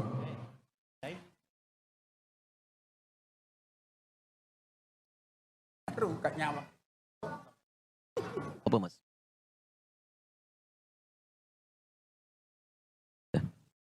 Waalaikumsalam warahmatullahi wabarakatuh. Ustadz maunya untuk berdoa ketika sholat dilaksanakan posisi berdiri, ketika takbir atau selesai sholat. Kalau berdiri itu kapan? Saya pernah mendengar sujud akhir sholat itu waktu yang pas untuk berdoa. Baik, ada 4 posisi. Saya ulang, ada 4 posisi dalam sholat yang langsung dijamin oleh Al-Quran dan hadis Nabi SAW sebagai posisi yang cepat mengabulkan doa. 1, berdiri. Dalilnya di Quran surah ketiga Ali Imran ayat 38 sampai 39, di Al-Baqarah ayat ke-45, di hadis Nabi SAW riwayat Abu Daud nomor hadis 649. Nanti saya turunkan.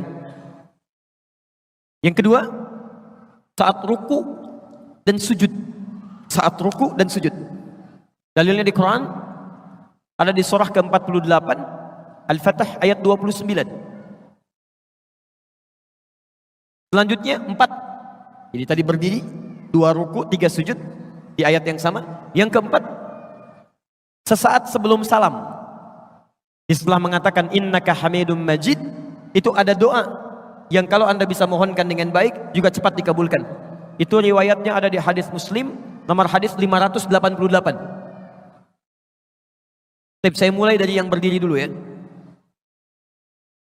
Ada 2 cara ketika Anda ingin bermohon saat berdiri dalam sholat.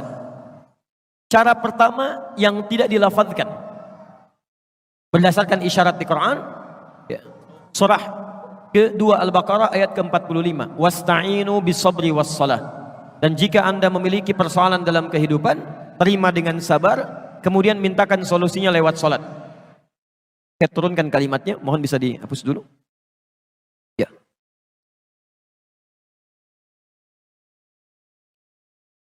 Lihat sini ya, saya berikan gambaran secara lafadznya. Baik, cukup. Jazakallah. Saya turunkan Quran surah kedua ayat ke-45. Posisi paling kanan di pertengahan, gak sedikit ke bawah. Wasta'inu. Perhatikan cara menerjemahkannya. Dan jika Anda punya persoalan dalam hidup, mintakan solusinya. Pertama, bis-sabri, dengan sabar. Jadi jangan mengeluh. Jangan mengeluh. Lalu kemudian terima dulu dengan sabar. Lalu tunaikan salat. Wassalah. Minta dalam salat. Dijelaskan di hadis kapan mintanya. Kapan mintanya?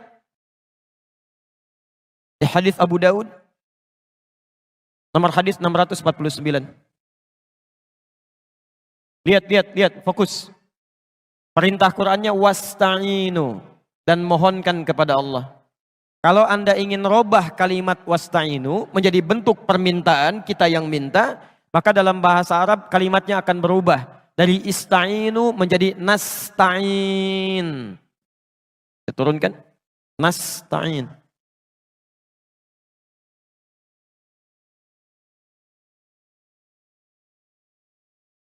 Wasta'inu, Anda minta ya. Lalu kita mau minta, robah kalimatnya dari wasta'inu menjadi nasta'in. Sekarang perhatikan. Nabi menyampaikan ketika seorang hamba dalam salatnya mengatakan, "Idza qala al-'abdu iyyaka na'budu wa iyyaka nasta'in." Ya Allah, kami sekarang salat menyembah-Mu saja. Dan sekarang kami punya persoalan ya Allah. Kami minta solusinya dari-Mu saja. Dari-Mu saja. Saat Anda mengucapkan kalimat ini, bukankah Anda ucapkan saat berdiri? Dalam mengucapkan Al-Fatihah itu? Dalam baca Al-Fatihah? Setelah Maliki Yaumiddin apa bacaannya? Iyyaka na'budu wa iyyaka nasta'in. Perhatikan jawabannya. Hadza baini wa baina 'abdik. Ini perjanjian antara aku dengan hambaku. Wali 'abdi ma sa'al. Syaratnya kalau benar salatnya sampai berdiri ini, sampai berdiri, masa'ala, apapun yang dia minta saat ini akan dikabulkan. Di cara pertama, cukup tidak perlu dilafadzkan, dalam hati saja. Jadi begitu Anda mengatakan wa iyyaka nasta'in, Anda hadirkan suasananya. Anda punya persoalan apa dalam kehidupan? Jelas di sini? Baik, nanti saya turunkan dalilnya lagi. Jadi kita pakai dalil, bukan pakai pendapat ya. Awas, dan ini dipraktekan. Dipraktekan. Tapi syaratnya ini, mesti benar salatnya.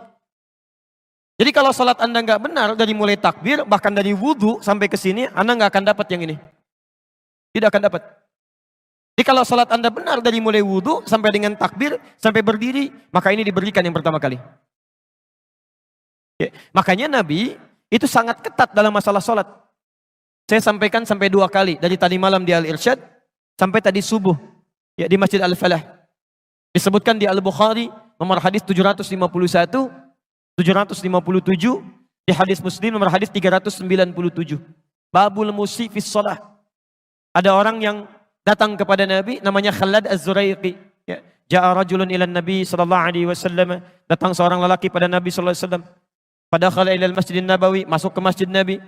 Fasalla bi jambin Nabi sallallahu alaihi wasallam, salat di samping Nabi. Kemudian dia mulai bertakbir sampai salam. Falamma sallama yaminan wa syamala, tatkala salam ke kanan dan ke kiri, faqala lahu Nabi sallallahu alaihi wasallam. Nabi sallallahu alaihi wasallam langsung berkata pada orang ini, "Shalli fa innaka lam tusalli." Kamu salat lagi karena kamu belum salat. Padahal sudah salam. Dia mengulang sampai 3 kali, tapi Nabi mengucapkan kalimat serupa. Anda salat lagi karena Anda belum salat. Apa kata orang ini? Ya Rasulullah, ma'uhsinu ghairah, alimni. Ya Rasulullah, saya nggak bisa lebih baik daripada ini. Tolong ajarkan saya. Maka diajarkan oleh Nabi dari mulai wudu, Pak, sampai dengan salam. Idza qumta ila shalah asbighul wudu, famastaqbilil qiblah, famafakabbir. Kalau kamu mau salatnya bagus sempurna, sempurnakan wudu begini caranya. Kemudian menghadap ke arah kiblat sampai kakinya diatur, bagaimana cara berdirinya, bagaimana lebar kakinya, bagaimana cara bertakbirnya, bagaimana cara bersedekapnya, sampai akhirnya.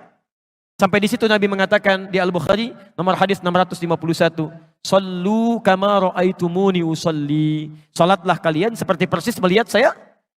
Saking ingin benarnya salat kita bukan masalah fikihnya, tapi Nabi ingin memastikan bahwa kita yang salat mendapatkan minimal karunia ini. Jelas di sini? Yang kedua, ada yang boleh dilafadzkan dalam berdiri. Boleh, bisa dilafadzkan. Jadi yang ini belum dilafadzkan, masih memohon. Yang kedua yang dilafadzkan. Kapan itu dilafadzkan? Setelah membaca Al-Fatihah. Setelah membaca Al-Fatihah. Antum kalau selesai baca Al-Fatihah dalam sholat baca apa? Halo? Jangan katakan wallahu alam, enggak ada. Waladhdallin, wallahu alam, enggak ada. Baik, setelah baca Al-Fatihah baca apa? Surah. Baik. Surah itu dari mulai Al-Fatihah sampai dengan An-Nas tidaklah diturunkan oleh Allah. Tidak diturunkan oleh Allah sebagai Al-Quran itu untuk sekedar dibaca, bukan. Saat pertama kali diturunkan oleh Allah, itu disebut langsung oleh Quran dengan nama Hudan. Quran, surah kedua, ayat 185. Posisi paling kiri di pertengahan.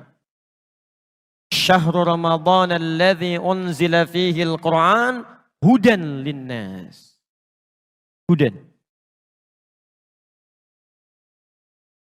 Artinya bisa petunjuk, bisa solusi dari berbagai masalah, bisa hal yang memudahkan dalam kehidupan. Itu hudan. Lihat kalimatnya, lihat. Isi Quran itu dari Al-Fatihah sampai dengan An-Nas, Allah menyampaikan tuh hudan linnas, solusi dari setiap persoalan hidup yang dialami oleh manusia. Jadi kalau ada manusia walaupun dia tidak beriman, dia belajar Quran, bisa mendapatkan bagian kemudahan dalam hidupnya. Makanya saking sayangnya Allah pada orang beriman, dipaksa oleh Allah dalam tanda petik, supaya dia mendapatkan hudan. Solusi kemudahan dalam hidupnya. Bagaimana caranya? Dipindahkan ayatnya ke Al-Baqarah ayat 2 sampai 3. Posisi paling kiri dari atas sampai ke tengah. Dzalikal kitabu la raiba fi hudal lil muttaqin. Siapa muttaqin ini? Apa amalannya? Ayat 3-nya. Alladzina yu'minuna bil ghaib wa yuqimunas shalah. Diminta oleh Allah menunaikan salat ini supaya mendapatkan hudan. Bagaimana cara mendapatkannya? Ini sebetulnya poinnya. Jadi antum setelah membaca Al-Fatihah, seharusnya antum mencari surat-surat yang dibacakan sesuai dengan kebutuhan antum. Cari ayat-ayat yang sesuai dengan kebutuhan kita. Karena dari Al-Fatihah sampai dengan An-Nas itu semua berisi kebutuhan kita. Saya baca cepat ya. Tapi nggak usah ditulis. Saya ulangi, tidak usah ditulis. Ya, saya bacakan saja.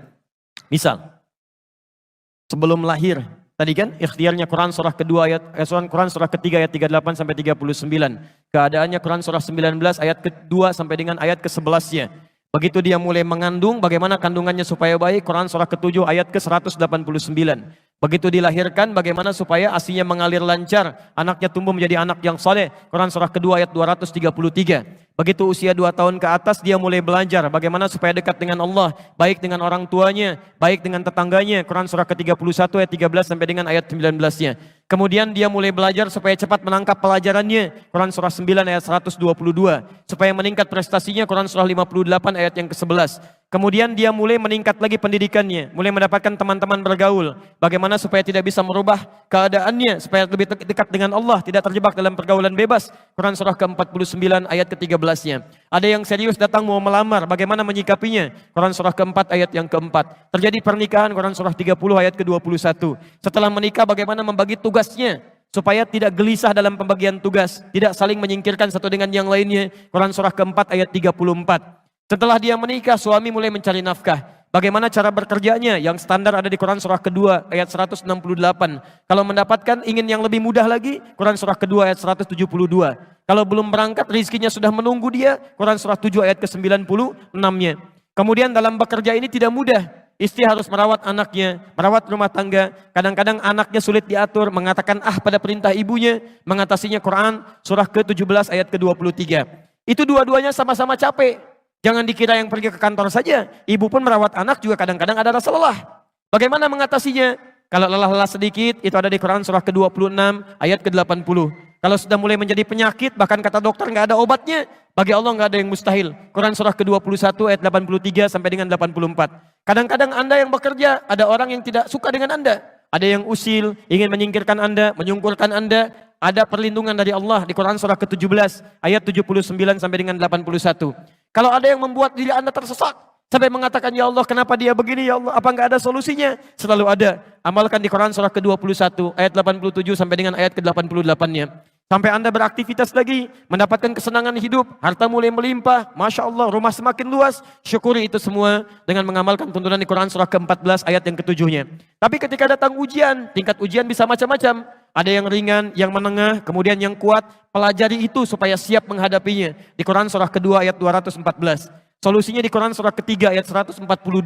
Cara sabarnya di Quran surah kedua ayat 155 sampai 157. Sampai Anda terus berkembang, usia 40 tahun, orang tua masih ada, ingin berbakti pada orang tua, ada di Quran surah ke-46 ayat yang ke-15-nya. Sampai kemudian Anda semakin sepuh, mengatakan, ya Allah, apakah saya akan hidup untuk selamanya? Tidak. Satu saat kamu akan meninggal. Bagaimana cara meninggalnya ya Allah? Kamu akan kedatangan maut di Quran surah ketiga ayat 185. Maut itu datang lewat malaikat yang diutus. Quran surah 32 ayat yang ke-11. Bagaimana cara diambilnya ya Allah? Kalau kamu ingin tenang diambilnya, kerjakan amal soleh. Maka kamu akan dipanggil dengan kalimat yang menenangkan. Ya ayyatuhan nafsul mutmainnah. Quran surah 89 ayat 27 sampai dengan ayat 30. Tapi kalau kamu banyak amal salah, tidak ada amal soleh, maka panggilannya akan sedikit menegangkan. Quran surah ke-8 ayat ke-50 sambil dipukulin malaikat. Ya Allah, saya telah mengalami malam pertama di alam dunia. Bagaimana malam pertama di alam kubur? Apakah menyenangkan atau ada persoalan? Kalau ingin senang, Quran surah ke-3 ayat 169 sampai 172. Kalau kamu ingin sedikit menegangkan sambil ditampakkan neraka jahanam dari mulai pagi sampai dengan sore, boleh. Ada di Quran surah ke-40 ayat 46 sampai dengan 47-nya. Ya Allah, bagaimana suasana hisab? Apakah menyenangkan atau tidak? Kalau kamu ingin masuk surga tanpa hisab, langsung masuk, mendapatkan berita gembira surga, ada amalannya di Quran surah kedua ayat 25. Tapi kalau kamu misalnya banyak amal salahnya, mengabaikan perintah Allah, bahkan kamu bisa masuk neraka tanpa hisab. Ada di Quran surah ke-18 ayat 100 sampai dengan 101-nya. Ya Allah, bagaimana suasana surga nanti ya Allah? Ayo kerjakan amal saleh. Ada surga bersama Rasulullah tingkat yang paling tinggi. Amalan di Quran surah ketiga ayat 31, Quran surah 59 ayat yang ke-7, Quran surah 33 ayat 21. Ada surga yang di taman surga yang memberikan langsung Allah, bisa melihat Allah tanpa hijab. Quran surah 75 ayat 22 sampai dengan ayat 23. Ada amalannya di Quran surah ke-51 ayat 15 sampai dengan ayat 23. Ada surga seluas langit dan bumi. Kemanapun kamu beraktivitas tidak akan pernah menemukan ujungnya. Quran surah ketiga ayat 133 sampai dengan 134. Ada semua. Ada semua. Jadi Anda punya masalah apapun, ayatnya ada di Quran. Jadi begitu mengatakan waladdallin, cari ayat yang sesuai dengan kebutuhan Anda. Mintakan, boleh dilafadzkan. Masalahnya Ustadz, saya nggak hafal ayatnya. Jadi yang dibaca dari subuh sampai isya, An-Nas lagi, minal jinnati, dan dikabulkan oleh Allah. Mimpinya ketemu jin terus gitu kan. Itu yang boleh dilafadzkan. Tapi ini saya mohon maaf kalau tadi agak cepat ya, makanya saya katakan jangan ditulis. Tapi yang paling indah, Quran tidak pernah membuka sebuah persoalan kecuali melahirkan solusi. Ya Allah, saya harus bacakan ayatnya, bagaimana cara saya menghafalkannya? Ditawarkan langsung di Quran. Nanti lain waktu, kalau saya punya waktu yang lebih luas lagi, saya turunkan metodenya, metode Quran langsung. Kata Allah, saya akan berikan jaminan kepadamu untuk mudah menghafalkan Qurannya. Bahkan disebutkan 4 kali di satu surah. Surah 54, ayat 17, ayat 22, ayat 32, ayat ke-40. Walaqad yassarnal Qur'ana lidzikri fahal min muddakir. Dan kami jamin, kami akan mudahkan semudah-mudahnya Al-Quran itu untuk dihafalkan, untuk diingat. Sekarang ada nggak di antara Anda yang mau menghafalkannya? Pak, Bu, saking mudahnya, anak usia 4 tahun, mata buta, hafal Quran. Bahkan anak kita itu, rekor penghafal Quran paling muda, itu orang Indonesia. Dan fisiknya itu, dikatakan belum sempurna. Fajar namanya. Lahir dengan keadaan yang terlihat tidak sempurna, tapi begitu bicara kalimat yang keluar pertama kali itu Quran. Quran. ASI diberikan, ayahnya bacakan Quran 1 juz. ASI diberikan, ayahnya bacakan Quran 1 juz. Begitu bisa bicara yang keluar Al-Quran. Saking mudahnya, seorang perempuan usia 82 tahun, tidak bisa baca, tidak bisa menulis, diperdengarkan oleh cucunya Al-Quran. 2 tahun hafal Quran. Hafal Quran. Jadi menghafal Quran itu sulit atau mudah? Kalau mudah, kenapa sampai pagi ini belum hafal? Kalau sulit, di mana sulitnya? Karena semua orang mengatakan mudah. Nah, ini mungkin yang harus kita pelajari. Nanti lain waktu, nanti saya turunkan metodenya. Kita sudah buat PowerPoint-nya. Bahkan Alhamdulillah kita sudah susun mushafnya. Kita bikin mushaf At-Taisir. Nanti lain waktu, saya turunkan bagaimana metode menghafal Quran lewat Al-Quran. Bukan metode buatan manusia. Dan ini standar. Semua penghafal Quran akan mengikuti metode ini. Ya, kalau metode sudah banyak sekarang. Sesuai dengan pengalaman masing-masing. Ada metode menghafal Al-Quran semudah tersenyum gitu kan. Ada dah senyum-senyum gak hafal-hafal misalnya kan. Itu bukan masalah metodenya yang salah, andanya yang gak serius. Ada yang demikian. Ya. Nanti kalau ada waktu, saya coba berikan teori singkat. Insya Allah Anda tidak nyampe 5 menit hafal 5 ayat. Dengan nomornya sekaligus. Dengan ayatnya, dengan nomornya. Mau insya Allah? Nanti di akhir ya, karena cuma butuh 5 menit saja insya Allah. Saya teruskan dulu ini. Jadi saya kira sudah terjawab ya, yang ini. Nanti dalam ruku ada, dalam sujud ada, termasuk sesaat sebelum salam. Karena tidak ditanyakan, nanti lain waktu kita bahas. Waalaikumsalam warahmatullahi wabarakatuh. Apakah semua orang sudah ditetapkan takdirnya oleh Allah Subhanahu wa Ta'ala? Dan apakah orang kafir itu sudah takdir Allah? Pertama begini, antum pahami dulu apa itu takdir. Takdir itu pilihan hidup. Pilihan. Yang pilihan kita itu kemudian ditetapkan oleh Allah Subhanahu wa Ta'ala. Jadi Anda bisa terbuka ingin mengambil atau tidak, itu pilihan Anda. Karena itu manusia diberikan kemampuan untuk memilih. Misal, baik dan buruk. Allah ciptakan ini baik, ini buruk.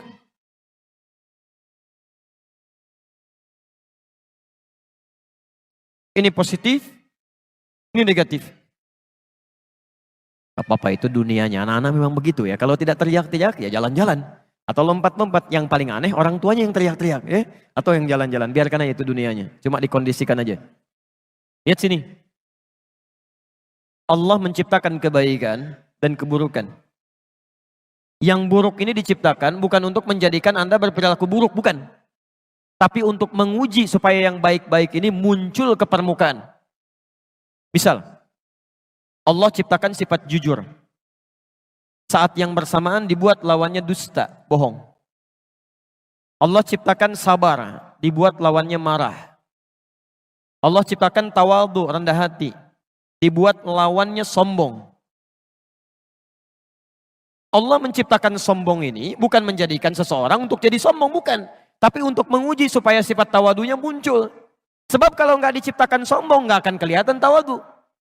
Kalau nggak dibuat marah, nggak akan kelihatan sabar. Jadi ini dibuat untuk melatih supaya sifat ini muncul.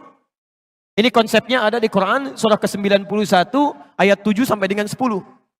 Jadi kalau Anda menemukan sifat marah di orang lain, itu tandanya Allah titipkan marah itu supaya melatih kesabaran pada Anda supaya muncul. Halo? Contoh. Bapak pulang dari kantor. Ibu menerima di rumah. Begitu suaminya pulang misalnya, Allah titipkan sifat marah pada suami. Saat suami marah itu bukan ingin menjadikan suami pemarah, bukan. Tapi untuk menguji sifat sabar dalam istri supaya muncul ke permukaan. Jadi begitu menemukan sifat yang negatif, seharusnya lawannya ini yang cepat dimunculkan. Maka akan indah kehidupan rumah tangga. Begitu suami datang marah, berarti saya harus sabar. Selesai. Jadi berbahagialah kalau ibu mendapatkan suami pemarah. Artinya Allah ingin meningkatkan kesabaran pada ibu. Misal, antum pulang ke rumah, menemukan istri cemberut. Cemberut. Apa lawan cemberut? Senyum. Langsung cari lawannya. Begitu pulang ke rumah, istri cemberut. Antum senyum. Assalamualaikum. Kayaknya kenal. Siapa ya? Ini Masya Allah. Selesai masalah. Ini istri cemberut, antum marah, gak akan nyambung. Kamu kenapa? Emang kenapa? Gak akan nyambung. Gak akan nyambung. Ini poinnya. Jadi itu keduanya pilihan. Ya. Saya pernah ceritakan di Bali itu Masya Allah. Dia ada satu keluarga soleh yang luar biasa, tinggalnya di Karawang, punya anak 3. Itu sudah punya kebiasaan yang baik.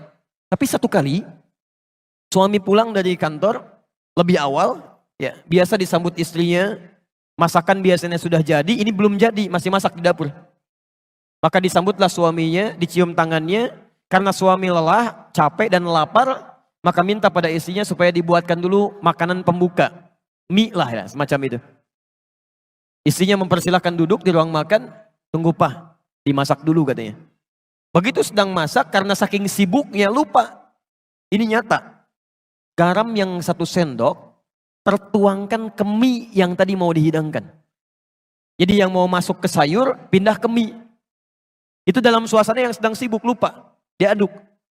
Masya Allah, dengan bangganya istrinya menyampaikan pada suaminya hidangan mie yang sudah dinanti itu. Disampaikan, silakan Pak.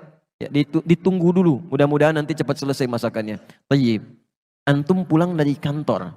Capek luar biasa. Lelah dan lapar. Disuguhi mie dengan garam 1 sendok.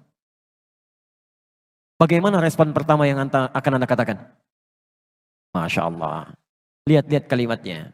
Ini keluarga sudah paham dengan konsep ini. Apa lawan garam, apa rasanya? Asin. Apa lawan asin? Maka keluarlah kata-kata yang manis itu. Ini sayang. Anak 3 manggil sayang. Masya Allah di dapur. Datanglah istrinya. Belum selesai Bu. Kalimat keduanya lebih manis lagi. Sini duduk samping papa berdua. Belum selesai. Kalimat ketiganya, ini pamungkasnya. Helwa, Masya Allah. Sini papa suapin, jarang rasanya kita makan berdua. Manis.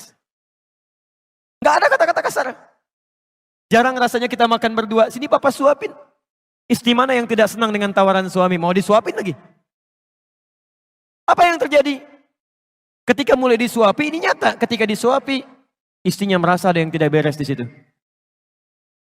Dia tidak tertawa, tapi dia menangis Pak. Dia turun ke lantai, dicium kaki suaminya. Dia minta maaf. Maafkan mama Pak. Mama tidak sengaja, katanya mama tidak tahu. Apa kata suaminya? Jangan begitu, diangkat. Bapak kan cuma katakan, lama rasanya kita nggak makan berdua.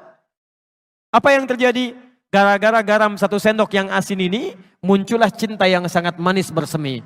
Laparnya hilang, keduanya masak di dapur bersama-sama. Jadi kalau ada seseorang, ini dipilih yang baik tentang iman, kemudian ini kufur, dia diberikan pilihan untuk memilih apakah ingin beriman kepada Allah atau ingin ingkar dari Allah. Tapi saking sayangnya Allah tidak memberikan kepada hambanya peluang untuk menjadi buruk kecuali diberikan jalan untuk mendekat kepada Allah. Maka diturunkanlah apa yang disebut dengan hidayah. Supaya hambanya nggak salah pilih. Hidayah. Supaya nggak salah pilih. Padahal mudah bagi Allah untuk membiarkan, ayo pilih aja sana, ini pilih sini. Tidak. Saking inginnya Allah semua hambanya memilih yang baik, diberikan hidayah. Ada yang masuk lewat telinga. Azan. Apa artinya azan? Bukan, itu secara fikih. Kalau secara bahasa artinya telinga. Jamaknya udhun. Ya, maaf dari kata udhun, jamaknya azan, telinga. Jadi kalimat yang satu-satunya yang akan sampai kepada telinga selama masih punya pendengaran.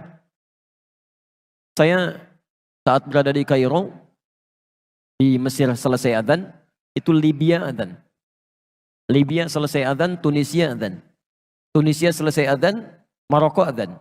Maroko selesai adzan, Aljazair adzan. Nyebrang sedikit ke Spanyol, ke Perancis, ke Italia. Ternyata Masya Allah, lafaz adzan tidak pernah berhenti dalam 24 jam. Antum cek aja Selamongan sini. Ini berhenti, sana adzan, sana adzan, sana adzan. 24 jam. Kalau itu bukan kalimat yang Allah sampaikan kepada kita, mustahil bisa ada kalimat seperti itu. 24 jam. Bukankah di situ diperkenalkan lafaz Allah? Allahu Akbar, Allahu Akbar. Bukankah diperkenalkan kalimat syahadat? Asyhadu an la ilaha illallah. Dan tidak sedikit orang mendengarkan adzan kemudian dia masuk Islam. Ada hidayah lewat pandangan. Ya, pernah ada 2 orang. 1 orang Indonesia, kedua dari luar. Kuliah di Amerika. Yang orang Indonesia ini bagus. Dia seringkali lihat acara Channel One dari Mekah. Yang tersambung lewat Masjidil Haram.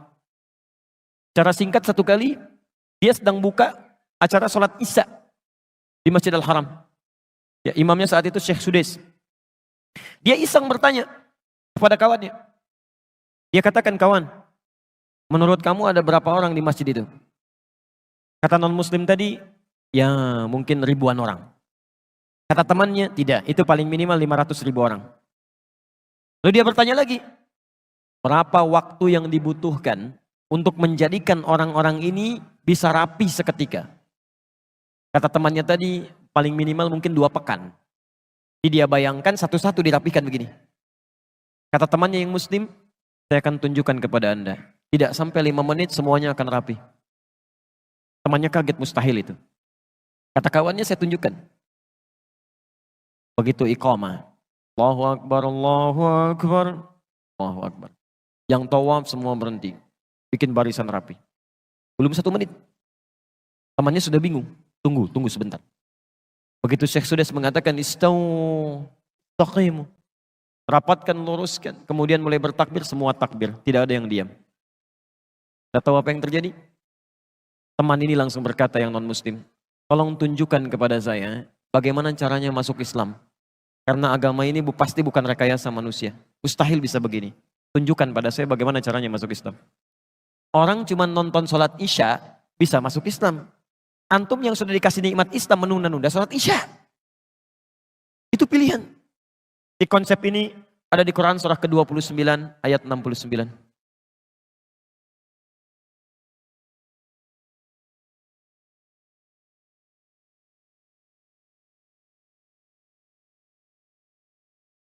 Saya bahas satu lagi ya. Jam berapa kita zuhurnya? Masih 44? 45, baik. Berhenti ya? Baik. Gak, saya ambil jeda sedikit karena saya masih berproses. Ya masih ada tenaga yang harus dikumpulkan, tapi pelan-pelan.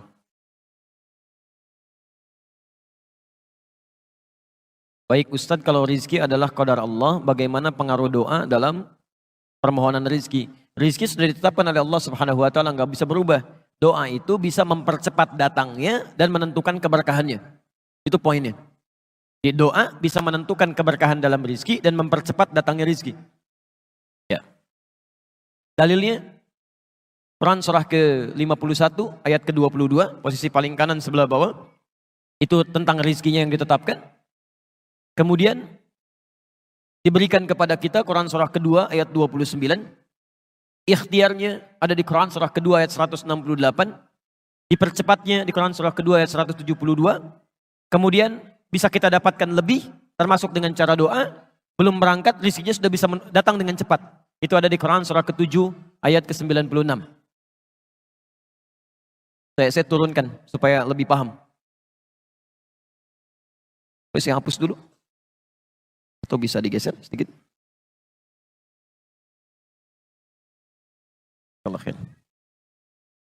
Ini bahasan terakhir yang saya sampaikan. Lalu kita simulasi untuk coba menghafal Quran ya. Saya berikan contoh sedikit. Ya, artinya manual. Ya, alhamdulillah. Gak apa-apa, saya terangin sendiri, saya tulis sendiri, saya hapus sendiri. Masya Allah, alhamdulillah. Baik. Perhatikan sini. Konsep rizki, Quran, surah ke-51, ayat 22, posisi paling kanan, agak sedikit ke bawah. Lihat sini. Wa fis sama'i rizqukum wa ma tu'adun. Dan di langit itu rizki Anda sudah ditetapkan, tidak akan tertukar. Dan dijanjikan akan diberikan. Dijanjikan akan diberikan. Mustahil. Ada orang lahir tanpa ada rizkinya, mustahil. Burung aja ada rizkinya, masa kita yang dihisap tidak ada rizkinya? Dan tidak akan tertukar. Jadi jangan iseng ngambil punya orang lain. Gak ada kerjaan. Gak ada kerjaan karena rizki Anda sudah ada. Kalau Anda ngambil punya orang lain, itu satu saat akan dikembalikan. Itu cuma mempersulit diri sendiri. Nah, sekarang pertanyaannya, rizkinya di langit, kita tinggal di mana? Di bumi. Rizki di langit, tinggal di bumi. Maka kemudian rizki yang di langit ini Allah turunkan ke bumi supaya mudah kita dapatkan. Dalilnya Quran surah kedua ayat 29, posisi paling kanan sebelah bawah. Walladzi khalaqalakum ma fil ardi jami'a. Kami jadikan segala yang di bumi itu untuk kalian semua. Jadikan segala yang di bumi. Hujan turun menjadikan tanah-tanah yang kering jadi gembur kembali, muncul tanaman, muncul buah-buahan. Di bawahnya kemudian ada macam-macam, ada emas, ada tembaga, ada nikel, ada macam-macam segala turunan ke bawahnya. Anda ambil itu, Anda olah, hasilnya jadi masjid, jadi bangunan, jadi rumah, jadi macam-macam. Baik. Fokus. Rizkinya ada di mana tadi? Di langit. Sekarang kita ada di mana? Bukan, kita di Lamongan, di Masjid Namira. Antum ada di Lamongan. Lamongan bagian dari bumi bukan? Baik, bagian dari bumi. Antum tinggal di Lamongan, cuman rizkinya turunnya di bumi. Bumi itu belum tentu di Lamongan, mungkin turun di Ampel. Antumnya di Lamongan, rizkinya turun di Ampel. Apa yang harus dilakukan? Dicari, datang ke sini. Maka turun Quran, surah kedua ayat 168. Ada ikhtiar. Tidak cukup dengan memohon kepada Allah, ya Allah. Ya Allah, masjid tinggal kubahnya, ya Allah, Allahu Akbar, turun dari atas, breng, kubah gitu kan. Masya Allah, tukang cornya kemudian bangkrut, tukang kubahnya bangkrut, nggak ada kreativitas di situ. Maka, ya ayuhan nasu, kulu mimma fil ardi halalan thayyibah. Hei manusia, silahkan bergerak, beraktivitas untuk mendapatkan sebagian dari kebutuhan hidup Anda. Terkhusus untuk kebutuhan makan. Sekarang lihat. Ini ya ayuhan nas untuk manusia. Kita bertanya, ya Allah, non-muslim gak sholat, gak puasa, rizkinya dapat. Kami yang muslim sholat, puasa juga. Masa rizkinya sama dengan cara mendapatkannya? Apakah ada kekhususan untuk kami? Maka bagi orang-orang yang beriman, diberikan jalan cepat untuk mendapatkan rizki. Di Quran surah kedua, ayat 172. Posisi paling kiri di agak sebelah atas. Ya ayyuhalladzina amanu Kulu min tayyibati ma razaqnakum. Hai orang-orang yang telah menyatakan dirinya beriman kepada Allah. Kulu min tayyibat. Perhatikan kalimatnya. Ma razaqnakum. Syarat pertama, cari rizki dengan iman. Orang yang mencari rizkinya dengan iman, maka dia otomatis imannya akan membimbing kepada yang halal. Mustahil menemukan yang haram. Makanya di ayat ini kalimat halalnya dibuang. Kalau di ayat yang ini masih dicantumkan. Kulu mimma fil ardi halalan tayyiba. Tapi bagi orang beriman, kalimat halalnya dibuang. Kulu min tayyibati ma razaqnakum. Kenapa kalimat halalnya dibuang? Karena dia punya iman. Imannya otomatis membimbing dia langsung pada yang halal. Dimaaf. Kalau ada orang beriman masih menemukan harta yang haram, ada yang salah dalam imannya. Ada yang keliru di situ. Ketika dia mencari dengan imannya, maka ma razaqnakum. Kami yang akan siapkan rizkinya untuk orang ini, bukan dia yang lelah mencarinya. Baru gerak sedikit, rizkinya sudah datang. Baru berangkat sedikit, peluangnya sudah muncul. Apa tanda keimanan pertama dalam mendapatkan ini? Doa. Doa. Doa. Bukankah Imran berdoa untuk anaknya? Bukankah ibunya berdoa untuk anaknya? Ketika bapak ibunya berdoa untuk anaknya, apa yang diberikan oleh Allah pertama kali? Kullama dakhala 'alaiha Zakaria al-mihraba wajada 'indaha rizqa. Rizkinya. Tapi kalau Anda ingin lebih cepat lagi, belum keluar, rizki sudah disiapkan. Itu ada di Quran surah ke-7 ayat 96. Walau anna ahlal qura amanu wattaqau, iman plus takwa. Ini poinnya. Iman plus takwa. La fatahna alaihim barakati minas sama'i wal ard. Kami akan bukakan semua pintu-pintu keberkahan rizki di langit dan di bumi. Tadi rizki ada di mana? Langit. Diturunkan ke mana? Sekarang semua pintu rizki oleh Allah dibuka di langit dan di bumi. Jadi di Lamongan dibuka, di Ampel dibuka, segala dibuka, di langit dibuka. Maka rizkinya yang datang mencari Anda, bukan Anda yang datang mencari rizki. Syaratnya iman plus takwa. Bagaimana cara meningkatkan takwa? Ada 115 kali penyebutannya dalam Al-Quran. Anda keluarkan ayat-ayat ini, praktekkan dalam kehidupan, maka Masya Allah, rizki akan mudah didapatkan. Lihat sahabat Nabi SAW. Sibuknya luar biasa. Tapi masih sempat sholat fardu di masjid berjamaah. Malam masih tahajud sampai hatam Quran. Tidak meninggalkan amalan-amalan sunnah. Masih puasa juga. Hidupnya santai, bekerja juga, ibadahnya nyaman. Asetnya hari ini masih ada. Utsman bin Affan masih punya aset di Bank Saudi sampai hari ini. Abdurrahman bin Auf kapaknya terbuat dari emas. Sahabat-sahabat mulia, kayanya luar biasa. Sholat dikerjakan, 5 waktu di masjid, malamnya masih tahajud. Dan indah. Karena meningkatkan takwa kepada Allah Subhanahu wa taala. Coba antum lihat burung. Keluar cuman pagi, pulang sore, rizkinya dapat. Bukan cuma untuk dirinya, untuk anak-anaknya, untuk keluarganya. Burung yang tidak dihisab, ketika dia bekerja dengan tasbih kepada Allah, dia bertasbih, dia memuji Allah, berangkatnya pagi, pulang sore, tapi rizkinya cukup untuk satu keluarga. Antum yang dihisab, berangkat gelap, pulang gelap. Amalan fardu terlambat, amalan sunnah ditinggalkan. Masya Allah, pengen cepat rizkinya. Antum sehat? Ayo poinnya.